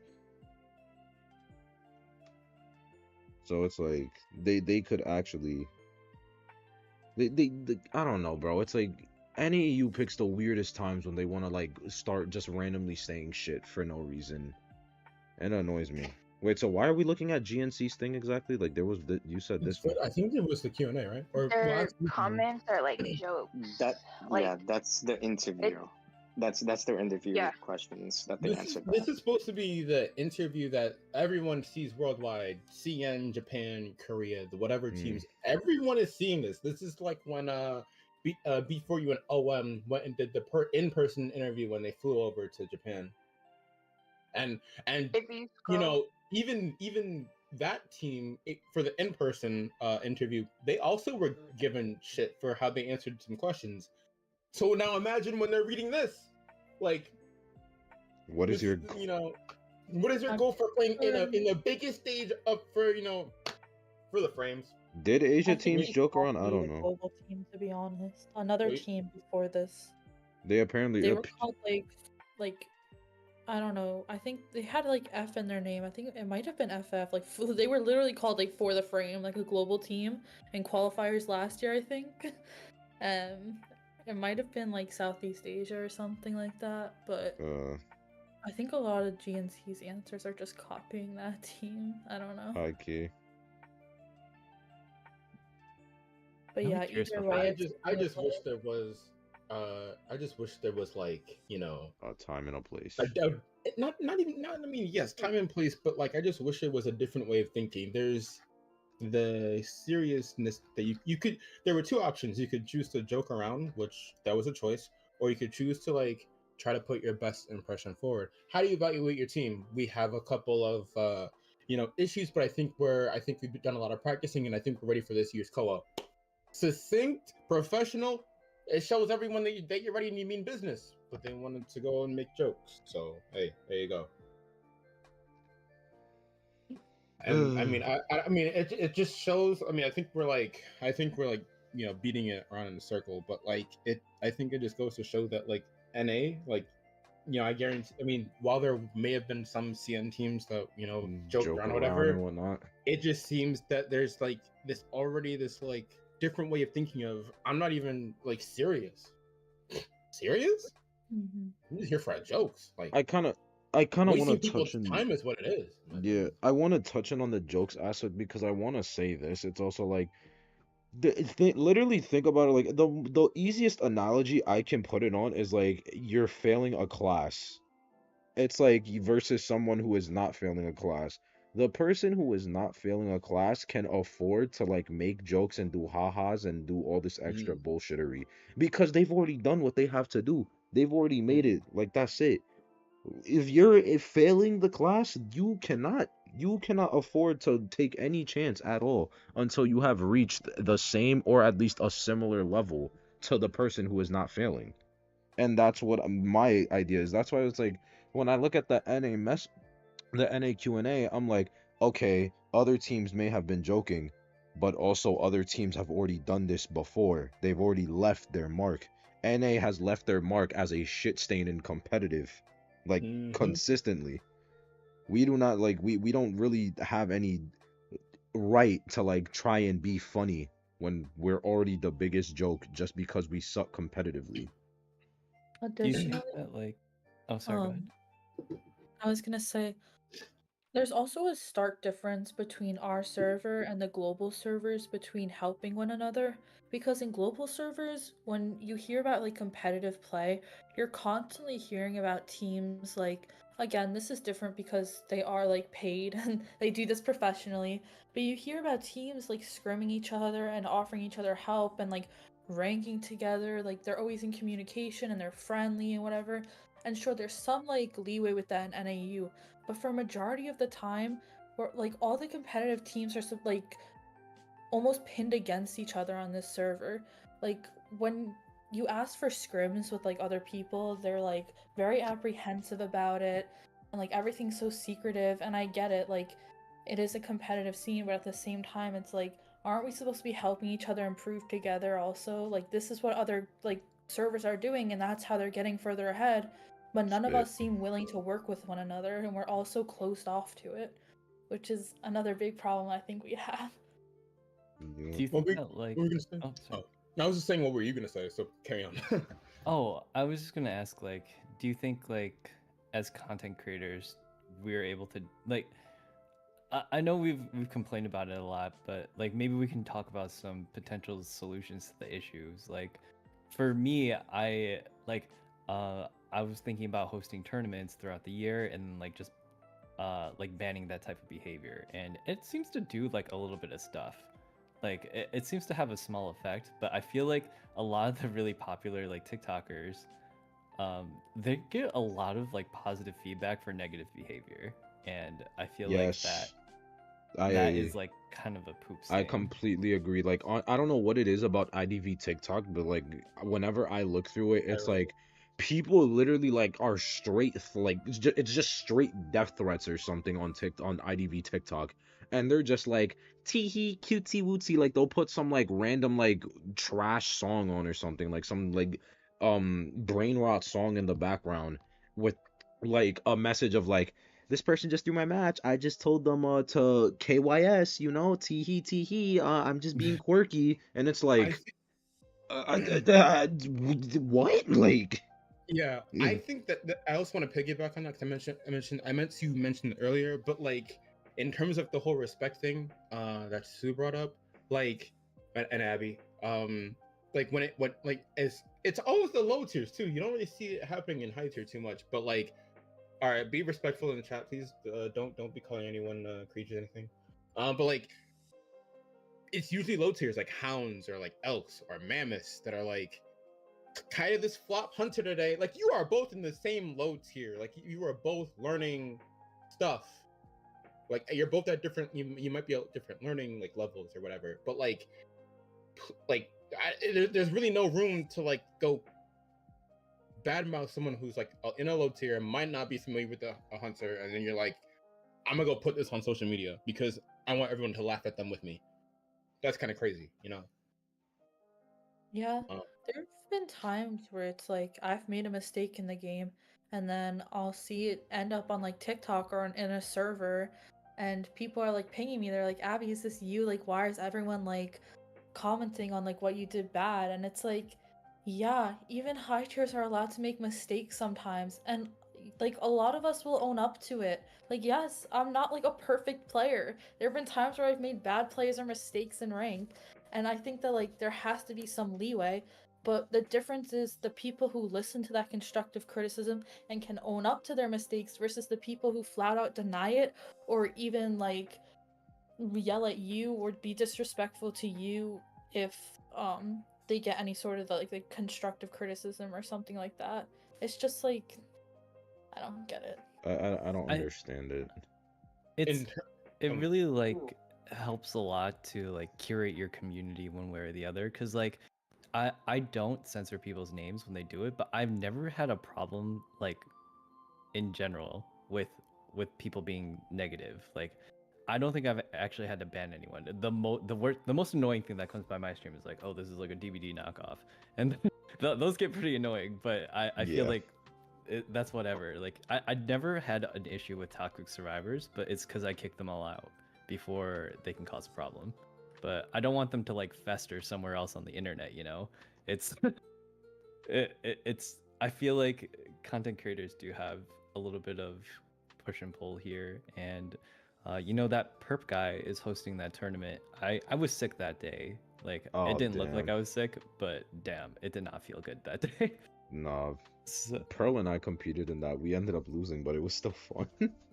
It was kind of funny. It was funny. It was still fun to compete in that, and it was like it was nice. Like we got to meet other content creators, you know, got to get some nice little introductions. I still talked to one of them post of the tournament that they added me on Discord, and I still did have a nice little chat with them. Like it's good, and it's like I want to piggyback more on your point about content creators because I also agree in the fact that like content creators, like people underestimate like the influence of like content creators, especially for a smaller game like IDV, like compared to most games. It's like there's so many issues stem in a community, especially when content creators start beefing. like just straight hardcore beefing. I'm not gonna drop names because I don't want people coming over me, but if you know, you know, there was a tournament, someone allegedly cheated, etc. And then from there it went downhill with two different communities going back and forth, and it's like it was just a downward spiral. It was a literal divide. If you like this side, you're cast away to the left. If you like the other one, you're a heathen to the right. And it's like, why? All of this because just two other people are like not chill with each other. Like, it doesn't make any sense, and it's like it's so idiotic that like just one little instance of an argument or disagreement between two content creators are then instantly causes like over like 500 people to then just start hating each other for no reason, and then that hatred just grows and grows and grows and grows and grows. Yeah. Well, my thought about bringing it up was more like we can complain about it all day. I was just thinking of like what are some possible solutions to it, because it seems like there's just no good way around this, and this is just what we live with now. But like, Well, I mean, at least my plan for, I guess the groups plan for like this channel at least as a group like content farm. Uh, I think we all agree that educating people is the best way to help them move forward. If they start to see that the game is not as impossible to climb, and we give them the tools to climb, and we give them the education to climb, then like eventually they'll start to beef less with their randoms. And then when you have less beef with the randoms, they start to focus more on the game. When they focus more on the game, then they start reaching new heights. Like I always try to ask, hey, chat, what are your goals? What tier do you think you want to reach next season? Oh, Griffin? Okay, cool. Let's try to help make that happen. When you try to educate people, when you try to like help them like think of the game in a different manner, that's when I think you start to see a bit of a difference in how they communicate now with people. Because when maybe we also make videos as well. Pearl and Zeus have been working on a how to rescue guide. Not so much a how to rescue guide, but like when to rescue, the what you should be thinking of when you're rescuing. We hope that gets a lot of traction with the community, because like if you start to see any mistakes that you're doing, then it clicks and you're like, oh wait, I do that. Let me not do that, so then I can help my team win, or let's put ourselves in a better position to get a win or a draw, or turn a loss into a draw, or a draw into a win. Those type of things to make a more positive outcome. Then when you're in post chat, and when you see the usual beef starting, then it's like, oh, actually, I'm gonna praise you because you did a great rescue. Good job, insert person. Like we're trying to work really hard to like change how people think about the game as a whole, and hopefully through that there's less issues when it comes to rank, or maybe in quick match. I don't know. It's up to however people do with information. But like, if I feel like if you educate them properly, then you'll start to see a difference in in how people communicate. That's what I think we're doing together as a team. Occasionally, I like to host my tournaments as well for prize money. Unfortunately, chat, I do invite only, usually with already selected pro teams. The reason why I'm mentioning that right now, though, is because the whole reason of why I invite pro, quote unquote, like competitive teams on NAEU is so that low tiers like Elk, Mammoth, Griffin, Unis, people that also want to aspire to do competitive, you guys can see these are how pro teams play, or quote unquote like professional teams play on NA. And then when you see that this is how they're getting these draws when you didn't think the draw was possible, or maybe it's Hunter, vice versa, maybe then you can see, hey, why don't I try that as well? That is literally the whole purpose of why I host tournaments. I do not like giving away my money, but I'm doing it because I'm hoping that the community will take some, even 2%, 5%, 10% of what they're showing you, and then you try to recreate that. That is quite literally the entire goal of this entire channel as well. Any information that we post in our videos, in our live streams, in Zeus's streams, hopefully when our channel starts working as well, when we start live streaming on there, then you'll start to see, oh, passively start to learn, and then you're improving, and then you have a better outlook on your ranked matches and your matches itself, like whether it's quick match, whatever. But that's just, I think, our plan. I Yeah. don't know if anyone else has anything else they want to add to that. No, I was.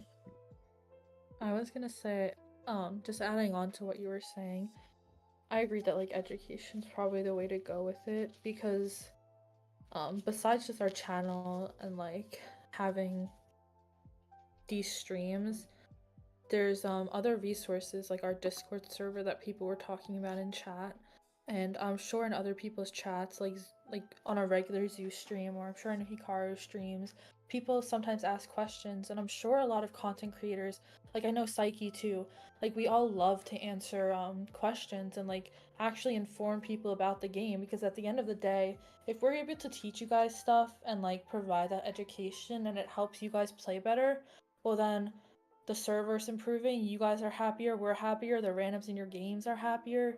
Like it's just all around positive if we learn to help each other. And this Discord server in particular, if you ask any of us, anyone with the GSL role or the GSL 2.0 role, just like about anyone here, I'm sure we'd love to answer your questions if you have them about the game. And I think that in the past, a lot of the higher tier teams have been pretty closed off with like, hey, openly DM me, like I'll answer your questions. Which is not like a diss on them. Like, sure, people have busy lives outside of IDV. This is not like the one thing we all do, clearly. But I think having this like space where we are like open to it is pretty good for the community. Yeah. Like, like that's really why I started my whole channel. I remember I started my channel at the age of, I want to say 16, and my whole goal was literally like, okay, I want to just get out there, I want to help people, I want to educate people and getting better, because when I was and it's like I had that drive, but I really didn't get that drive until I started interacting with Malcolm and the team more, because when I was first starting my channel, I was kind of like, I had no coaching and I had no real support. So for me, I was like, okay, I think it would be nice if I could give that support to other people based on my own experiences and whatnot. And then through talking with Malcolm, when he helped me with my hunter when I was still a hunter main, allowing me to practice against the team that he used to coach, even though I wasn't an official member of the team. Bro, Like, I don't want to interrupt you, but like this kid was so fucking excited when he had to like I hosted a tournament and he's like hunting against B4U and he's like, Malcolm, I just got a draw against B4U. Oh I my was a god, baby. I Malcolm. was a He was baby. I that was was a. the one of the cutest, I swear to God, that was one of the cutest, most heartwarming interactions I've ever had with this man. He actually ran into my DMs and was like, Malcolm, thank you, I got a draw against B4U. He was so fucking excited. And Yeah, you know that I was. actually put a smile on my face. So to Abby's point, DM us, man. DM us. We'll Please help you. do. We'll try to get you to the place you want to go. If it's if it's a new tier, a mammoth, a griffin, a uni, a saber, a manti, a cyclops, we can help you get there. Just DM us. Just ask us Literally. questions. I All think right. another step onto Hikaru's thing of just not also educating. I think, like Abby mentioned, providing a safe space. Like, and I want us as GSL to be that safe space that you guys feel you can go to. Because if you feel that you guys have a space where you can go to in order to like ask questions free of judgment without needing to worry if anyone's gonna look down on you because you should have already quote unquote known this information just because, like, if we can be that safe space, then that's already a start for us, and that's already one step forward.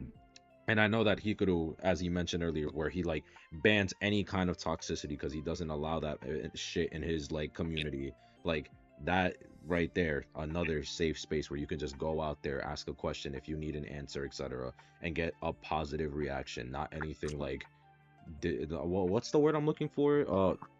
Damn it, it's on the tip of my tongue. I don't know where you're going with this. Sorry. It's degrading or like just looking down on you. No belittling? Like no Yeah, belittling. belittling. Thank you, thank you. Oh, got you. No belittling tones, nothing.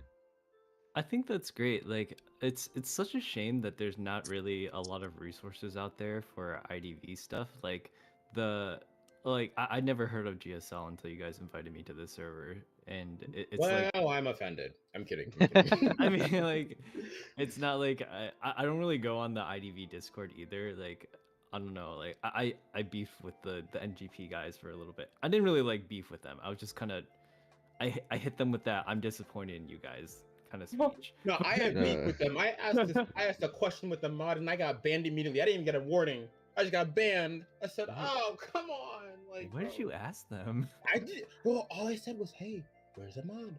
Can I talk to a mod?" Insta ban. I said, "Okay, all right." Somebody Thank you, Donald. they said you had to. They said you had to give an extra $10 to unlock this level. That's actually so true with IGP Discord. It's a Discord you get for spending money. No, literally, it's actually funny. Yeah, that's another thing. Like, I don't know. Like, I know that in some games people have to pay for coaching. Not a single one of us, except for maybe Pearl, because she has no morals, would like charge. No, I charge for coaching. Shut up. I mean, Oh, you do? Oh, never mind. Carry like on. you, like okay, like coaching. If your time is valuable, you should more than like. Have you ever gotten tutored for like a piano lesson or like any kind of lesson?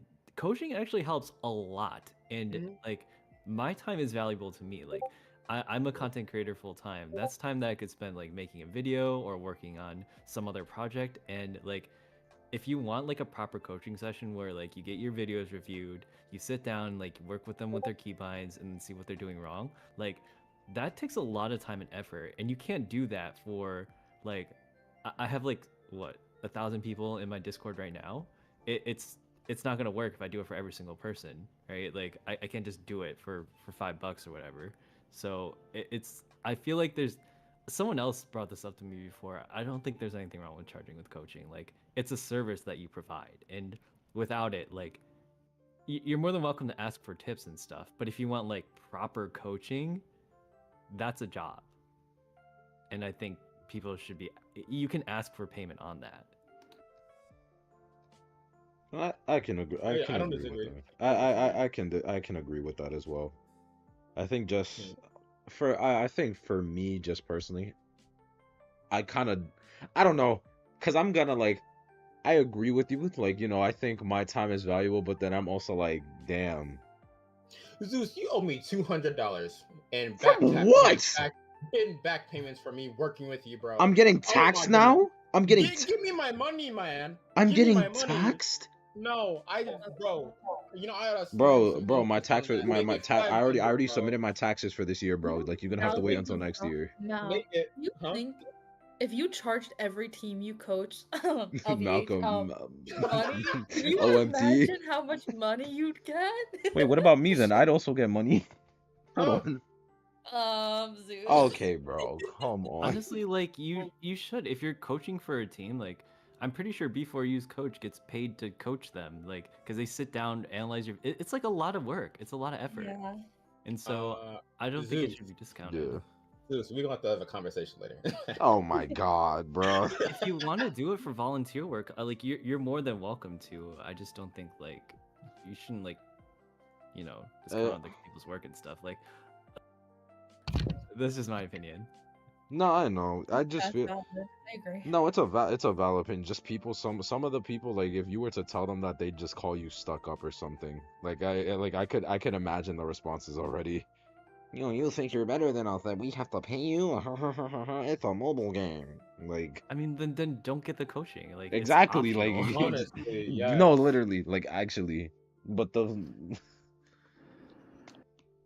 and it's like. Well, It's Zeus like you gets the wouldn't not ban. pay an artist if you wanted them to draw art for you, right? Like That's what I'm if I wanted saying. an art commission, It's they're effort. giving you a skill and their time to do something for you. So if you don't want to pay them for it, then I mean it's up to them whether they want to accept it or not. But you can't really fault them for charging you for it. No, literally. It's also your livelihood too. Like in my case, it's part of my livelihood. So Sue just said, "Where's my payment?"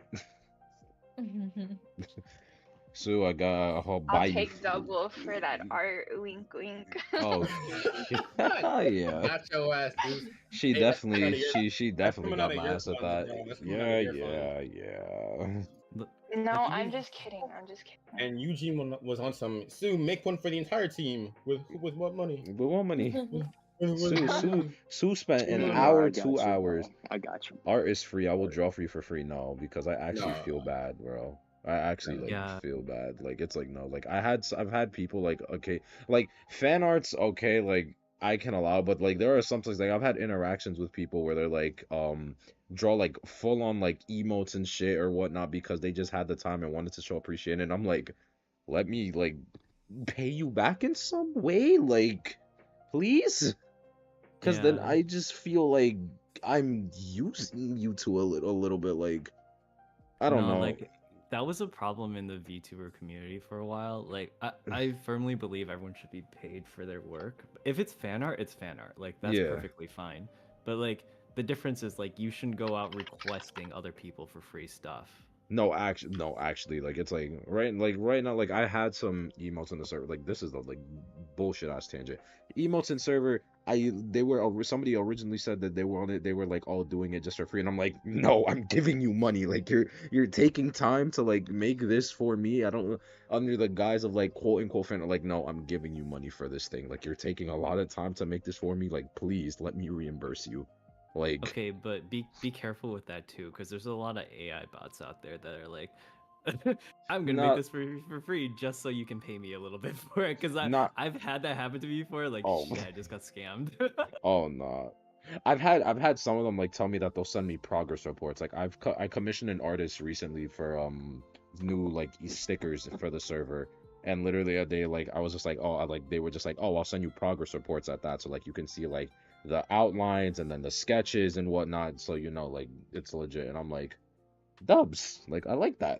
Shout out to all the artists. Shout out to all the I artists. love Also, those. quickly, K Twinkie, welcome to the Zeus Lids. Thank you for becoming a member.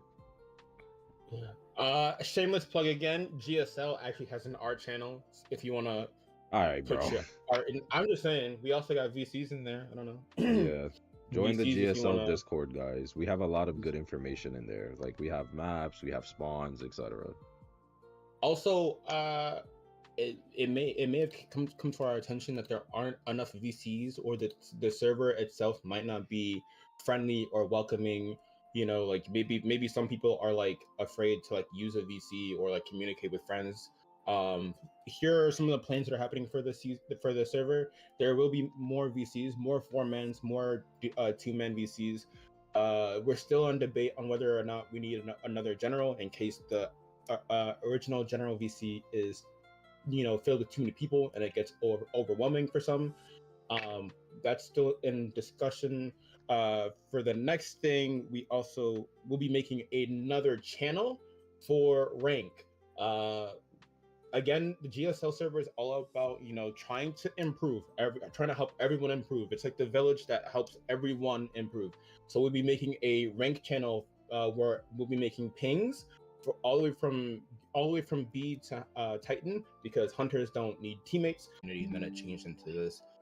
So yeah, maybe we will need to work on that as well.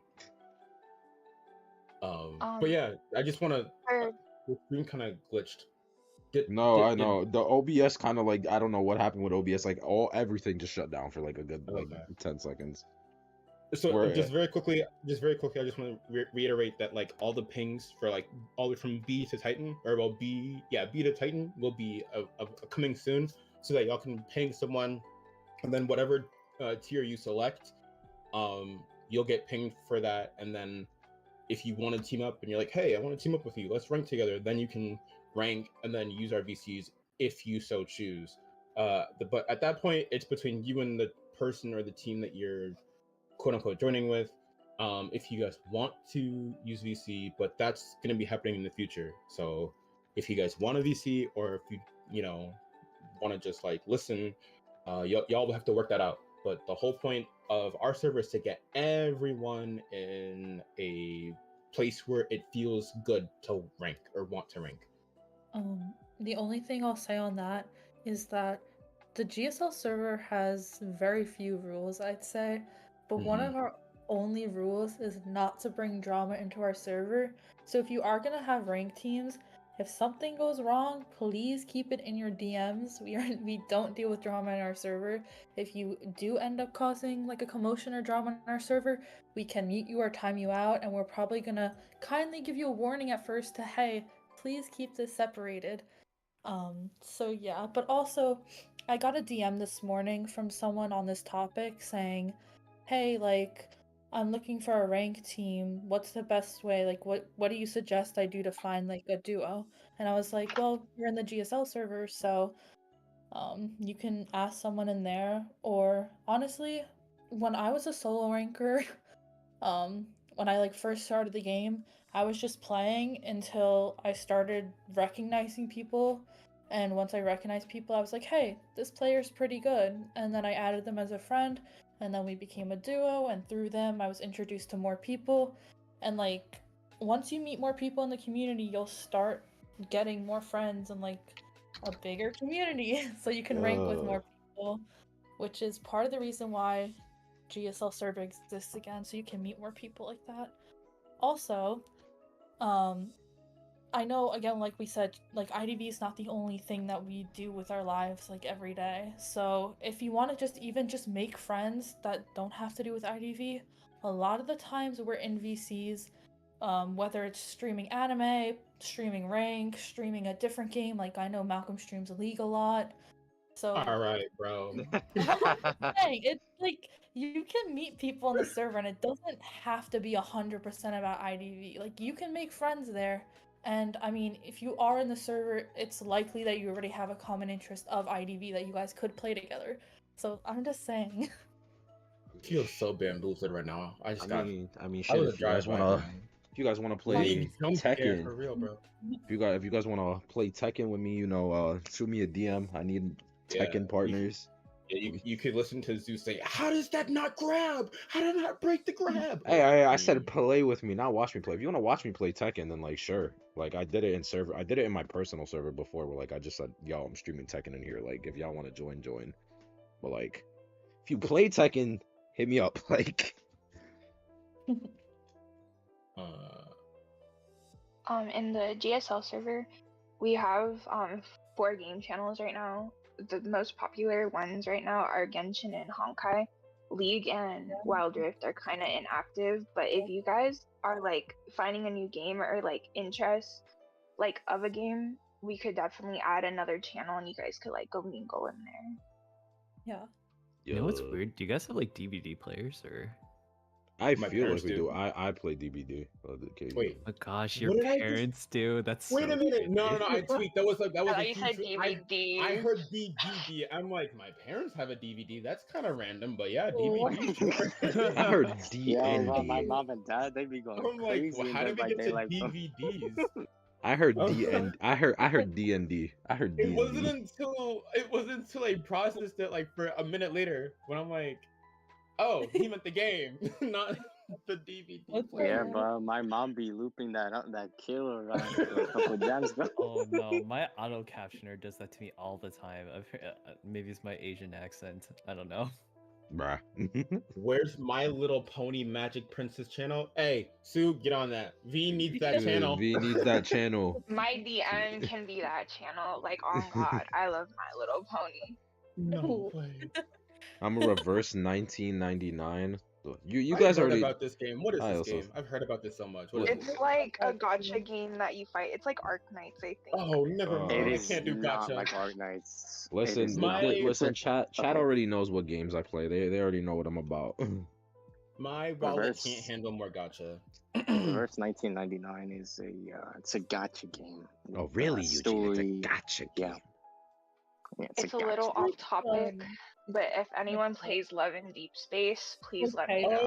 know. Oh It's my Oh god, my Sue. God. Wait, back to IDV. Sue, don't Now out we're yourself talking about like that. Raphael or some shit. Sue, don't out yourself like that, bro. Bro, it's been her. Raphael has been her status for like 3 weeks or a month.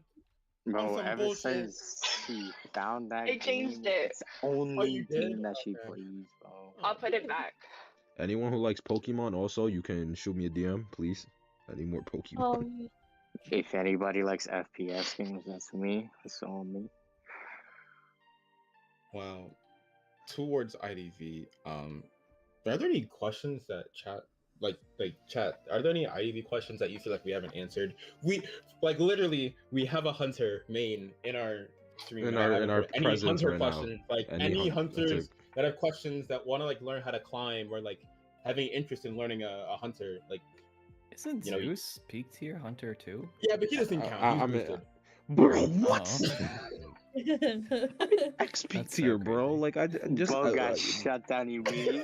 listen. Okay. To be fair, my opinion is not that great because I'm like outdated. Like I have maybe game sense, but I can't tell you like exactly how to play. I haven't played Hunter in like almost 2 years.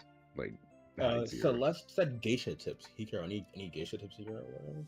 I feel like hunters are so different from each other, especially hunters like Geisha who have camera tricks that need like know how to do. Like I know of her tricks, and I'm sure like most survivors know her tricks about like how she goes through walls. But unless you're a hunter that plays Geisha, like it's not like you know, like if you're asking someone who's not a Geisha main to explain Geisha. Right. That's fair. That's Okay, fair. That's fair. fair. This one's more up your alley though. Any opinions on Breaking Wheel on Church? That was from Tuberos Kisser. Oh yeah, I mean I used to play him on Church. I don't know about it anymore because there's just like there's a couple of places where he's not really good on Church. I feel like Breaking Wheel himself has become a little bit too hard to play in very high tier. Like I don't know, wasn't I'm sorry, was your name Allie? Weren't you also peak tier? I don't know if you can test to see like exactly how many Breaking Wheels are left on the server, but I feel like they're more of a rarity than not. An endangered species. Yeah. Honestly, it's been for the past few seasons. There's definitely been a decline because of Flywheel being introduced and also him being nerfed, and Mhm. better hunters like Opera coming out. But it's been weird. Like for the past few weeks, I've been getting a spike in wheel players, but I think that's just like hunter specialty or something. But it's been annoying because my randoms have been dying in like 2 seconds. Which Yeah. I don't understand, but it's working out for the wheels. But apparently they're back now, which I don't get. But I have been seeing more of them. I just think that like oh sorry, go ahead. No, I'm sorry, I didn't know you were gonna continue. You can finish because it was a survivor question I was gonna. Oh yeah, it's just like for wheel. I feel you on that. The like everyone's just picking meta hunters nowadays. Like I don't. Maybe it's just because like there hasn't been a lot of wheels lately that people just forgot how to kite him. Because I feel that too. It's when you run into the 4 stack that does know how to kite him, it just becomes a pain in the butt. And I just like I play him a lot less than I usually do now. The issue with high tier and wheel is that Wheel is one of those hunters that I feel like requires a lot of communication because you can bully him super hard with harassment if you do have a harasser.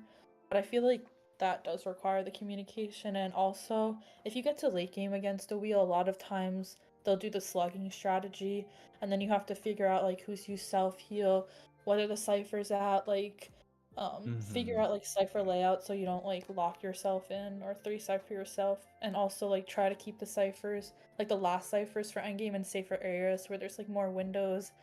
So like you said, it's definitely harder to win with him when you have the communication of something like a 4 stack, but that communication also dwindles in high tier because you can only duo. So Yeah. yeah. I don't know how they do it. You could tell me straight up. Is there a secret Discord server for high tier survivors that just like if you only queue up with 2, they just group up as 4? I'm sure there is one. They're So literally, high tier is so close knit, and everyone knows everyone. So even if they're not friends, well, usually if they're friends, they'll want to VC. But like usually, like people know who everyone is, or they've at least met, or like they're in the server. Like there's probably like half the community in the GSL server. They may not talk, but they're there. And if they want to rank with you, they'll join. Or That's they'll what pay. I feel like. Yeah, because there I don't know if you guys know of a content creator. I don't know what happened to her, but she went by the name of Smudge, and I snuck into the server a long time ago, and it was like there would be like survivor teams that clearly weren't supposed to be together, but they would just like all meet in the shell. Like, wait a second, have you just been casually 4 stacking this whole time?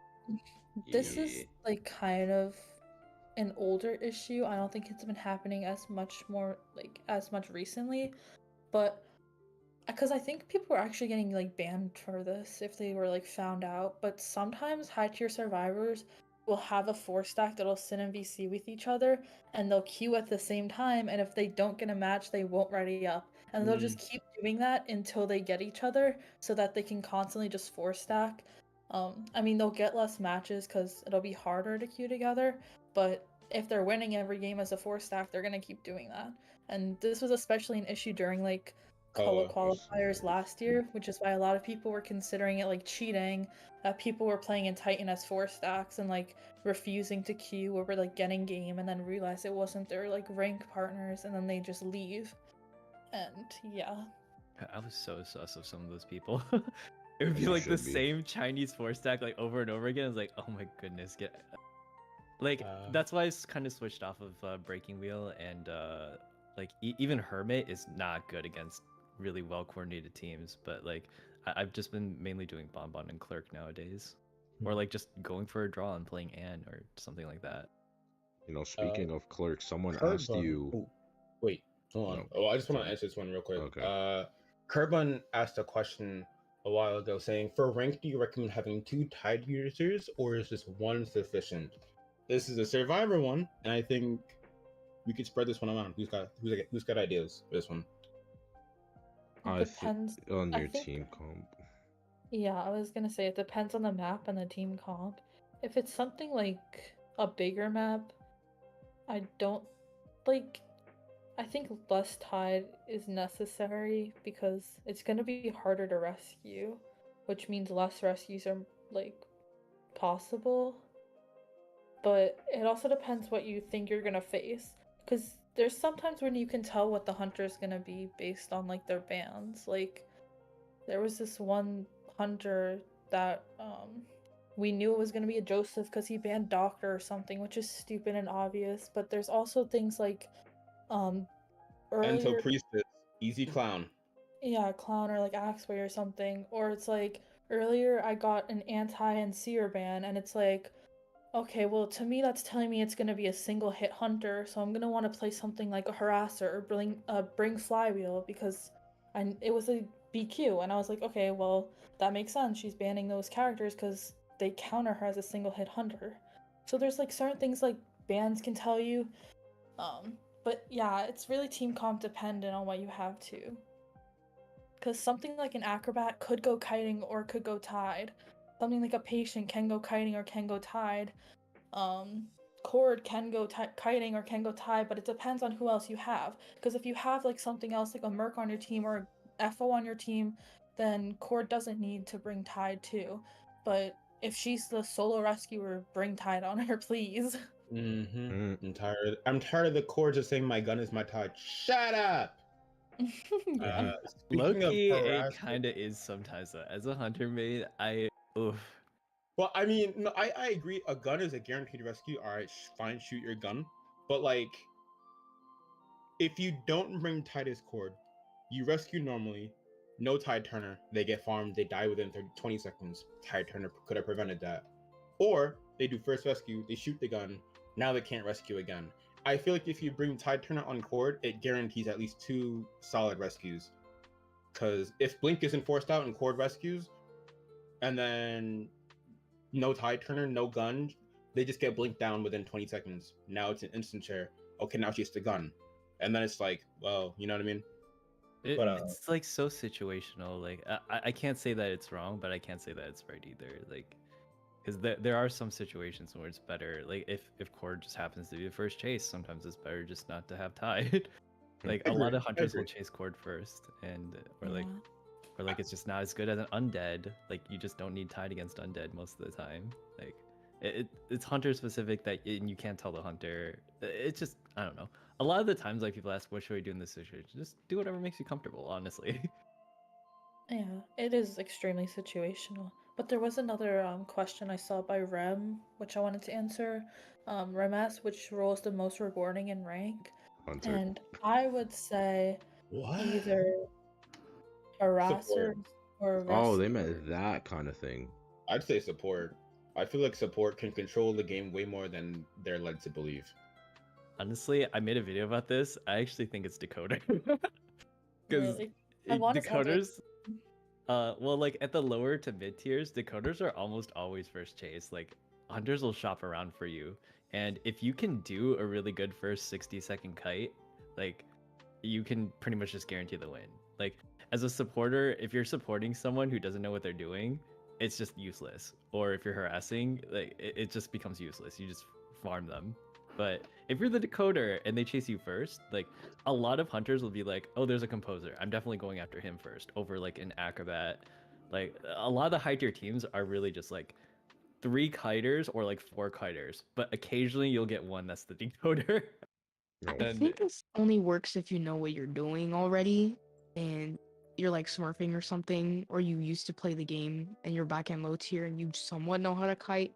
Because if you're new to the game and you do this, you're just gonna die quickly because almost every single decoder in this game has little to no self-defense. I guess Composer has his speed buff and stuff and Lawyer, but like if you're playing Prisoner, Mechanic, Mind's Eye, please don't like yeah, if you don't know you're what you're gonna doing, die faster. don't do it. But I was assuming that like, because like if you're getting carried, you can play whoever you want. It doesn't matter. But The reason I sort of disagree with is because I feel like besides first kite, there's too much of the game left in the hands of other people for you to just carry completely based off that.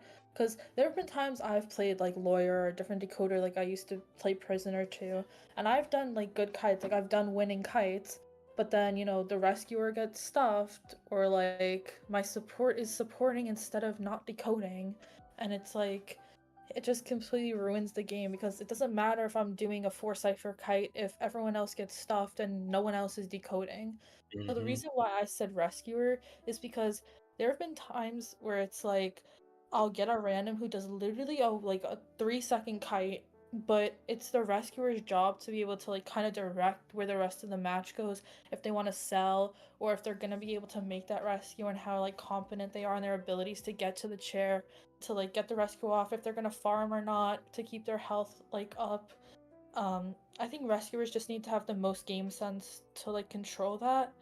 So I think having that game sense to be able to make those decisions and direct other players on what to do is kind of how you climb faster, in my opinion. I think I'm sorry. I think Zero phrased this what I'm about to say in a very interesting manner. Zero, who is one of our former GSL members, he's not on the podcast with us because time zone. But he said that the rescuer's job is to keep the status the same. Of course, there's like different options where like endgame tied, merc, okay, fine, then he changes the outcome. But if it's going to be a win, a good rescue will just keep it a win. Or like it will like if it's going to be a draw and they do a good rescue, okay, it'll keep it a draw. Granted, if they get terror shock, then they didn't do their job, now it's a loss. Yeah. But so I think rescuers, in my opinion, they keep the desired outcome even or like as projected. However, I think supports, and I'm talking like priestess, maybe barmaid, dancer, toy merchant. If you're good, these are like 50-50 supports. But if you're good, I'm not so much talking about harassers. If you do a 30-second kite, you get rescued, and suddenly you see a world portal, or suddenly you see a catapult, and then there's a barmaid waiting at the other end. That's game-changing plays. So I think support characters have the most impact on the game as a whole. However, they also have some of the most skill requirement necessary to back them up. Because a bad bottle play or a bad catapult, and I know you guys in chat have experienced this, right? You run into a catapult, you think it's good, And then you get launched into a wall. Or a tree or some bullshit, and then you die as a result. So I think that like supports generally like they have a lot of control on the game if they're good, if they know what they're doing. However, this also implies that the kiter knows how to play around the support. So Yeah. if you educate the kiters and the rescuers and the harassers around support, around the supporters in general, then the game starts to look way more survivor-sided, because I've always said 4 brains should win against 1. It should, or at the very least, it should get a draw. If you structure it around supports in the way I've just time framed, well, now it looks like a very survivor-excited game. But right now, supports, even though they're kind of broken, they're not exactly getting much love, and because people don't really know how to use them right. They see cheerleader and they try to they want to inspire you, or they want to like cheer you on at 5 seconds a minute. Like, shut the fuck up and go to code. You know, like, I don't need you here. Shit. But like it's just like, and it's just a thing that like people need to be educated about. You know.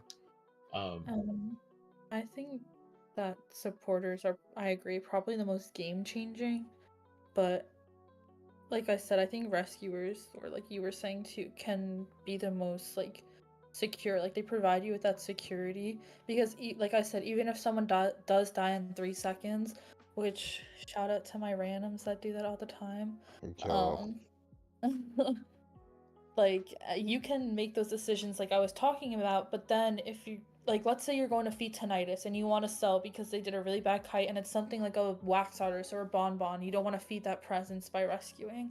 Okay, well then you're sitting there giving tinnitus, or you're decoding or something. Well, then they're going to look to start their next chase, and who's their next chase going to be? Probably someone stronger on the team, such as you, by playing a rescuer, because rescuers are known to have stronger abilities. Cord has her gun, FO has pocket watches, Merc has his elbow pad, Wildling has his board, Ford has football. Like, rescuers are just like the strongest characters in the game, like kiting wise. That's why most of the time rescuers aren't chased. Like, you can't say that's true for all of them, because like we talked about, Cord can be chased, but they are just safer picks in general, which is why I think they're easier to climb with, because they can push for more of those draw situations. But if you have teams or people that you trust, or randoms that you trust that you get matched with, and you know they're going to listen to your support, I think supports can be game changing and can push for those wins more. Yeah, more than anything, just I think if you learn how to kite, you'll be fine whatever you do. Like, just learn how to kite and you'll be good. Yeah. And for that, Eugene and I are working on our kiting guides. That is being thought up as we speak. I have some of my notes ready. I don't know what Eugene has, but we are working on that. So I promise we will be giving kiting routes as soon as we can. That will be after Pearl and Zeus finish their how to rescue guide, or when to rescue guide. But that is being worked on, I promise. I feel like that's it's nice to know how to kite, because like I've never been properly trained on how to kite before I got to the rank that I was at for Survivor, because like where I go is usually like what's annoying for me when I play Hunter, or what's the easiest thing for me to that's like hunt a Survivor as a Hunter. So you can learn a lot just from playing the other side too. It's like you don't have to like traditionally learn through a video, although it does help. I'm just like letting people know based on your experiences. A lot of hunters out there are just like, oh, I want to play Survivor and I don't know what to do. I was like, well, what's annoying? Just do that. I mean, yeah, that goes hand in hand with us talking about how playing the opposite faction of your main faction can actually help you improve in your own faction. Bro, people just go into hospital. I'm like, okay, I give up. Yeah. Like, it's very quick and easy. Rad said they have only one Survivor question, and I'm gonna give this one to Zeus. When do I start harassing as batter? I don't want to slow down decoding too much, but I also want to be useful. So my rule of thumb for harassers all around is that you should only be harassing at least bare minimum your cipher is at above 50%. If your cipher is at above 50%, at least you can guarantee yourself that there has been minimum a long enough kite that warrants harassment. You shouldn't be like a frame one harassing after someone that said, like, if you just got on your cipher's like 10% and somebody already got hit, that is not like the telltale sign that you should like be harassing. It is not worth it for you in the long run. It will not work out, because at that point now you guys are going to be behind 2 ciphers from the beginning of the match, and it will not be well for the rest of the team, and it will not work out well for the state of the team. Typically, that's just what I do. 50%, so I can get off my cipher when it's over 50%. if harassment is needed, then yes, you can do that if it is needed. I'm not saying go crazy and like just automatically get off your cipher once it hits 50%. If harassment's needed and your cipher's at 50%, sure, then have at it. If you need to support with harassment, if you're playing batter forward, batter in this situation, then yeah, go for it. But if it's not needed, you don't need to get off. You don't need to get off your cipher. You don't. I just want to slip in here. By needed, to give an example, let's say at late game, it's two ciphers remaining. One person, let's say it's the lawyer, Abby's on the cipher. I just did a rescue. I'm playing priestess, hooray! And then batter, that's Zeus. He's decoding in his cipher. If the person's dead on chair, like Pearl or Eugene, whatever the case is, and they're kiting and they're dead on chair, that could be when harassment is needed, because now we need time for the ciphers to get ready because they're slow. In this case, batter will switch with the priestess because he can now, because priestess will decode a cipher, and he can go help the person, and he can just basically escort them around the map. And what I mean by escort is that like you don't do anything risky. Like you can do a push here if it's safe to do so. Like you won't get hit because you like. I mean, I guess you can't get hit because they're on chair, but like if it's a safe push where like there will be no risk of like blink or whatever, then you can push then. But if, in my opinion, I think, and Zeus can correct me if I'm wrong, but I think it's okay for you to just do pushes, and then if they get, and then just let them get knocked down, so you're full health and you can still kite or take hits while you're harassing. In this case, it seems kind of counterintuitive. Wait, Malcolm, you're saying I should let the kiter die? Yes, I am saying that because you can almost indefinitely as batter continue to harass. So by letting them die and stay on the ground, you're kind of like wasting more time in the long run, because the hunter's hitting 1 second, 2 seconds for the attack recovery. Now you're harassing. They can't pick up because you're there, you're full health because you didn't body block or whatever, and the ciphers are still being worked on. And then let's say you get the balloon rescue off, then you let them die again. You're still full health, or maybe you're chipped or whatever the hunter is, and then you can still kite, you can still harass, and you still have free agency to do whatever you need to do. Is that correct, Zeus? Yes, pretty much. Very well. Questions for... Oh, so I was going to say questions for Hikaru. Abby, did you want to go first, or... Oh, I was just gonna say Rem asked if different hunter picks affect when you should support, and I think they do, because 100%. against hunters like BQ, like, she's just gonna use her mirror and get her down. There's no real sense in supporting early game. But against hunters like Clerk or something like that, when you want to prolong the down for as long as possible so she can't harass those ciphers as easily and she has to focus on her first chase, that's when you need to be supporting early game. And that's when you'll see like people pick more harassers for that reason. But yeah, just like examples like that. To answer in short, yes, hunter pick does affect when support should be happening.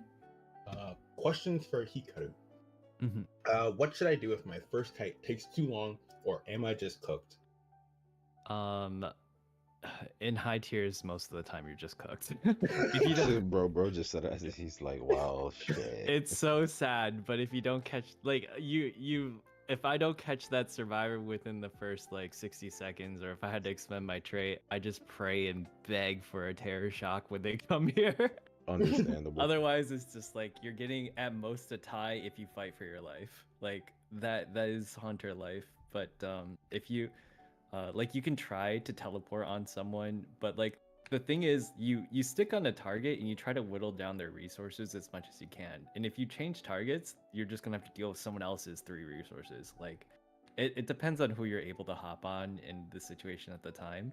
But if you're not, like, hunters absolutely have to down someone before 60 seconds, or it's probably going to be a tie, unless you get that terror shock, which you're betting on a lot if they have a good rescuer. Speaking of items, Hikaru, do you have any general tips on dealing with harassers? If you are an anti-harasser hunter, like Hermit deals with it pretty well. If you're a clerk, sometimes you can bait them into it. It's just like, it's all a mind game.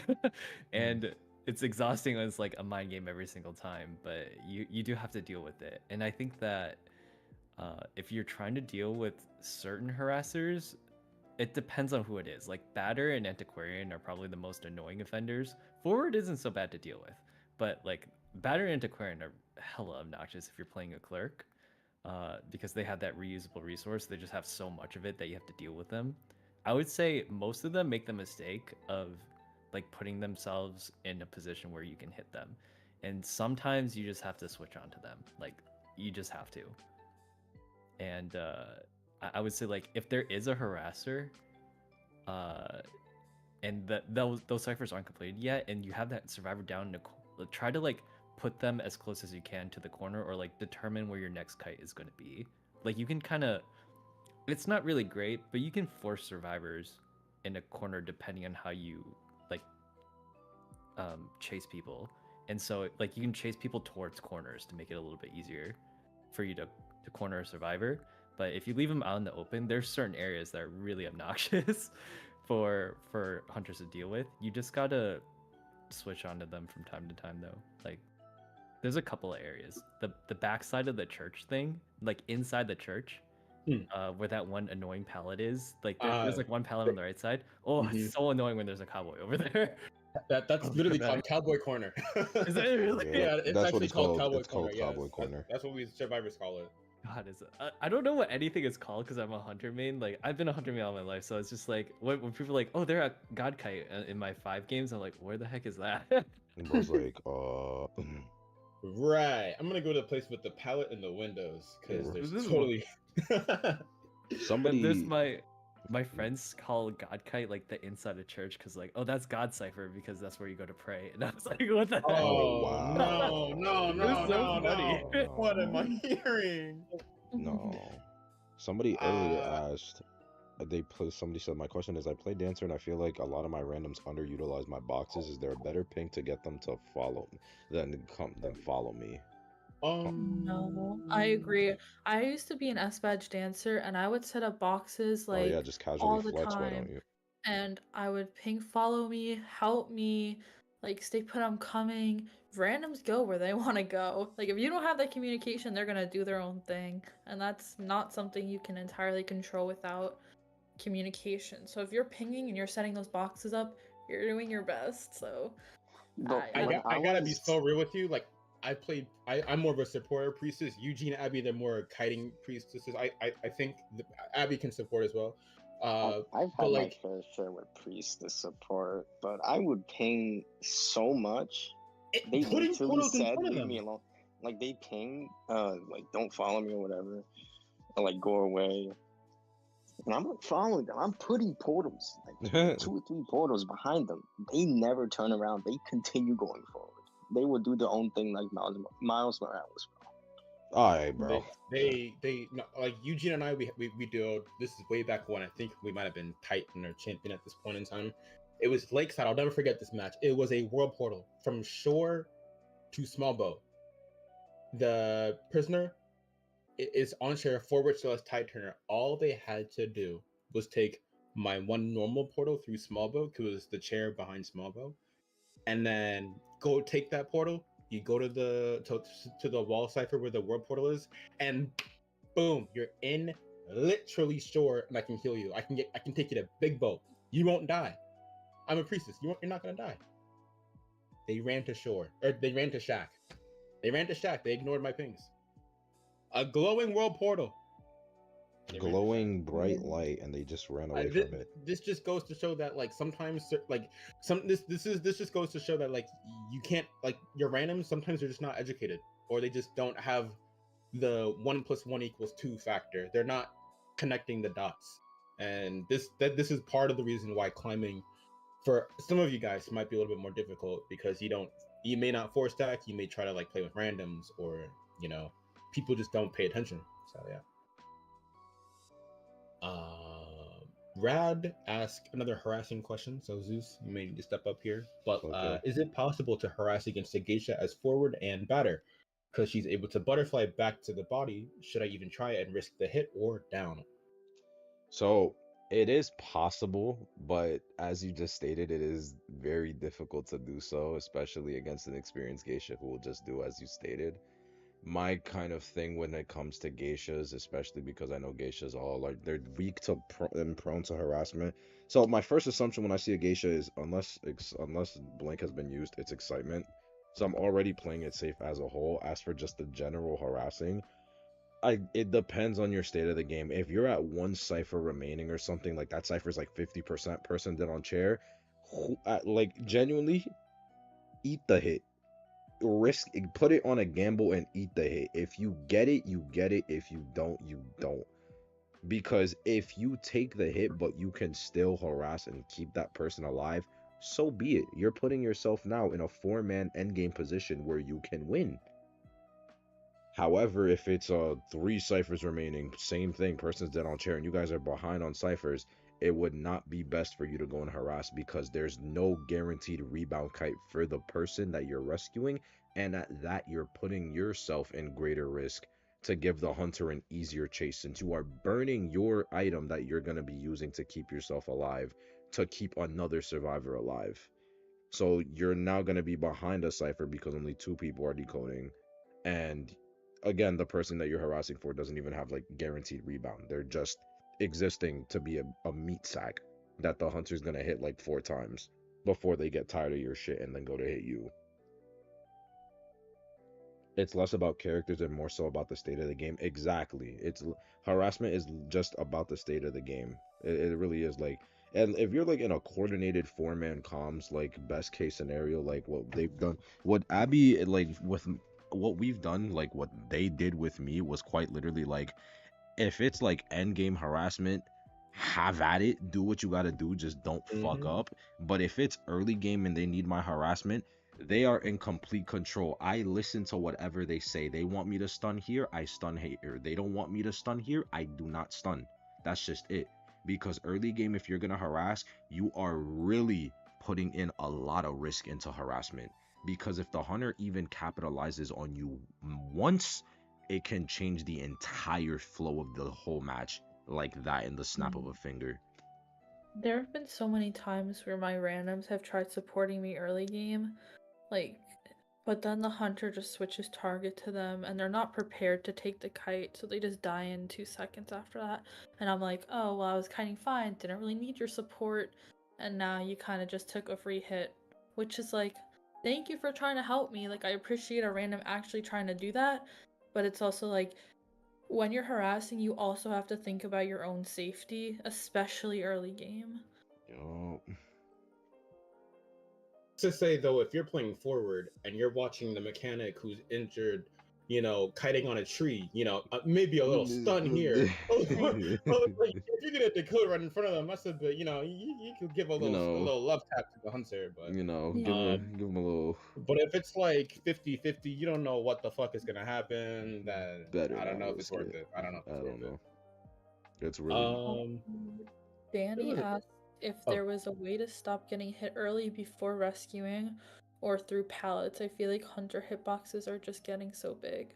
Early. I would think say that this has to do with more What? of like experience, like learning hunter hitboxes, and also this is a really big thing that Damn. people have to learn when it comes to the game. You have to take routes that hunters don't expect to get to the chair. You can't just run in the open on the way to the chair and not get expected to be cut off. Like you have to take routes like behind walls, or like you might have to go a longer way to get to the chair, but if it means you get there without taking a free hit or without having to instant save, that's worth it. Yeah, I also think that if you're like, just make sure you don't have wanted order on you too. Like it helps a lot. Like the rescuers are built for that. That's why they're called rescuers. Like a mercenary will just triple pad past me to get that rescue and probably won't. Even if he does take the hit, the acceleration and the distance from the chair is usually enough to get that rescue off. Nah, just wait until I get the gazillionth doctor who thinks that they're the rescuer player because they can heal after eating the hit. Does that happen? I like never see Doctor in Yes. ranked at high Oh tier. my Like God, every you single are- game of mine has been like there's an acrobat, there's a journalist, You some are kind so of meta blessed. character. Like ugh. You are so blessed. Yeah. No, that's terrible. I hate dealing with that. Well, I want what you're having. Please. Yeah, I mean, it's blessed for the survivors. I'm getting enchantresses. I'm I getting don't 5-stack. I'm getting Every cheated. time I Oh my see a God. gardener, I'm like, oh, thank you, God, you're such easy food for me right now. And then like it's so rare. It's once in a blue moon nowadays. Like, everyone just picks the meta. It's so crazy meta survivors. I'm getting No, cheerleaded, chat. I bro. need to have a question with y'all. Why is it that my enchantresses don't use any of their stuns? Like Facts. 3, 3, 4, 5 detention ciphers pop. They don't use them. They never use this. I've had enchantresses die with 5 stacks. Chat. What's going on? What's I going feel on? like that's like a I'm- lower tier issue. I noticed that I'm like uni too.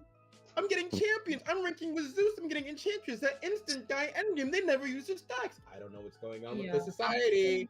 I'm playing in honestly, Titan rank and I have enchantresses dying with a 5-stack. Like what? really? That's so Yeah. crazy. Can I have what you're It's having, bad. Hikaru, please? Like, can we just like swap queues in some kind of way? It must be that you guys are like phone players and I'm like the PC players don't do that. It's so weird. Also, quickly going back to what we were talking about with the rescuing before, I agree with what Hikaru was saying, that it's like the Merc can like elbow pad past, and going off that, going back to what I said too with experience, you need to understand how your characters that you're playing can work too, because characters like FO or journalist or Merc, whatever, like rescuers have easier times getting to the chair, yes, but there's other characters like Patient can hook to get to the chair easier, or Acrobat can bomb to get to the chair easier, Ento can use her bees to get to the chair easier, Cord has a movement speed buff that when she's running towards a chair, she can get there faster. So learning these like little things, like, or like thinking about them, like thinking about the resources you have to use to make those rescuers or to like prolong the chair time so that you don't have to instant save, can also make a big difference in the game. You also have to think about the hunter you're going against if you want to instant save or not, because like we were talking about before, if it's endgame and your random's getting shared in basement against a naiad, then instant rescue them with Tide, because you're not going to want to have to wait and let her set up her camp in basement, so that you're both going to get double down. Like, just instant rescue in cases like that. Also, against Mad Eyes, please, I've been getting so many Mad Eyes in ranks recently, and not one of my randoms in Titan has understood that you have to instant rescue against Mad Eyes, because he sets up his walls immediately to camp. Like, if you're not there at the chair when Mad Eyes is chairing, you are not getting that rescue if they're competent. Like, it is so frustrating, because I've been going against so many Mad Eyes recently for whatever reason, and no one can rescue because no one gets to the chair in time. Well, So- Do you really And- see that many mad eyes? I like No. never see Yes, mad eyes. yes. we do. Mad Eyes is like and terrible. Like, it might be a mobile thing. I don't know. But all I know is that literally, I think I don't want to toot my horn too hard, but I feel like if I myself didn't play Mad Eyes, you know, this team would be struggling against Mad Eyes, because like you have to get there immediately. Some chairs, it's impossible to get them off if you're not already like waiting while he's in the animation. Like it is I don't know. But randoms, they don't they're just like, oh, I'm just gonna stay on my cipher. Oh, I see the chair now. I'm gonna walk over. Oh, why can I get all these walls? Wow, walls. You know, it's insane. Yeah, so it's really important that you understand the game and what hunters you're facing, for when you need to be at the chair. Because, like I said, things like Mad Eyes, you have to be there instantly. If you're going at something like an Anne, she's going to be able to set up her cross with the cats, and you have to get there early. That way, you can bait out the cats and you have time to do it before half or before they die. But things like BQ, Geisha, like, you can wait a little bit. Like, you have leeway, so you're not instant rescuing them. Q Twinkie, am I saying that right? I Yeah. had a question for Hikaru. As clerk, what's the best way to keep recording ciphers during chase? I feel like I lose too much momentum. I would not record the ciphers during your chase. Like, high tier survivors are really annoying. Like you can keep walking while you're using your observe ability, or it's called inspect, but I think you need to use it for chasing. Like, your scripts don't come back that fast. I think it's like 20 seconds per script, maybe a little bit longer than that. But you should be using your scripts to chase, and then once you chair them, that's when the cipher stalling starts. Unless you're like really desperate. It's towards the end of the game that you can start cutting off the ciphers if you already have the scripts. But if you're getting lost like while you're in the middle of a chase, just make sure you're holding down your like W key to keep going while you're walking during the inspect. Like it should be a really quick movement. If you're looking down for too long, you're just gonna lose track of things. It should be like you inspect, you record, and then you go back to your chase, and that's it. It should only take you a second. All right. I think this is going to be around the end of the podcast. So I don't know if anyone has any closing statements they want to make, anything else, but I know for me, thank you, Hikaru, for agreeing to come on to the podcast. It was a pleasure to have you. Yeah, no problem. It's nice meeting you all. Yeah. Yes, thank you for coming. Nice meeting you. Too. It was an honor. I hope chat really, gained a lot from your presence. I think it was good stuff that you mentioned. Thank you, Sai. Any questions that were not mentioned, please ping us or one of us in the server if you're not in it already.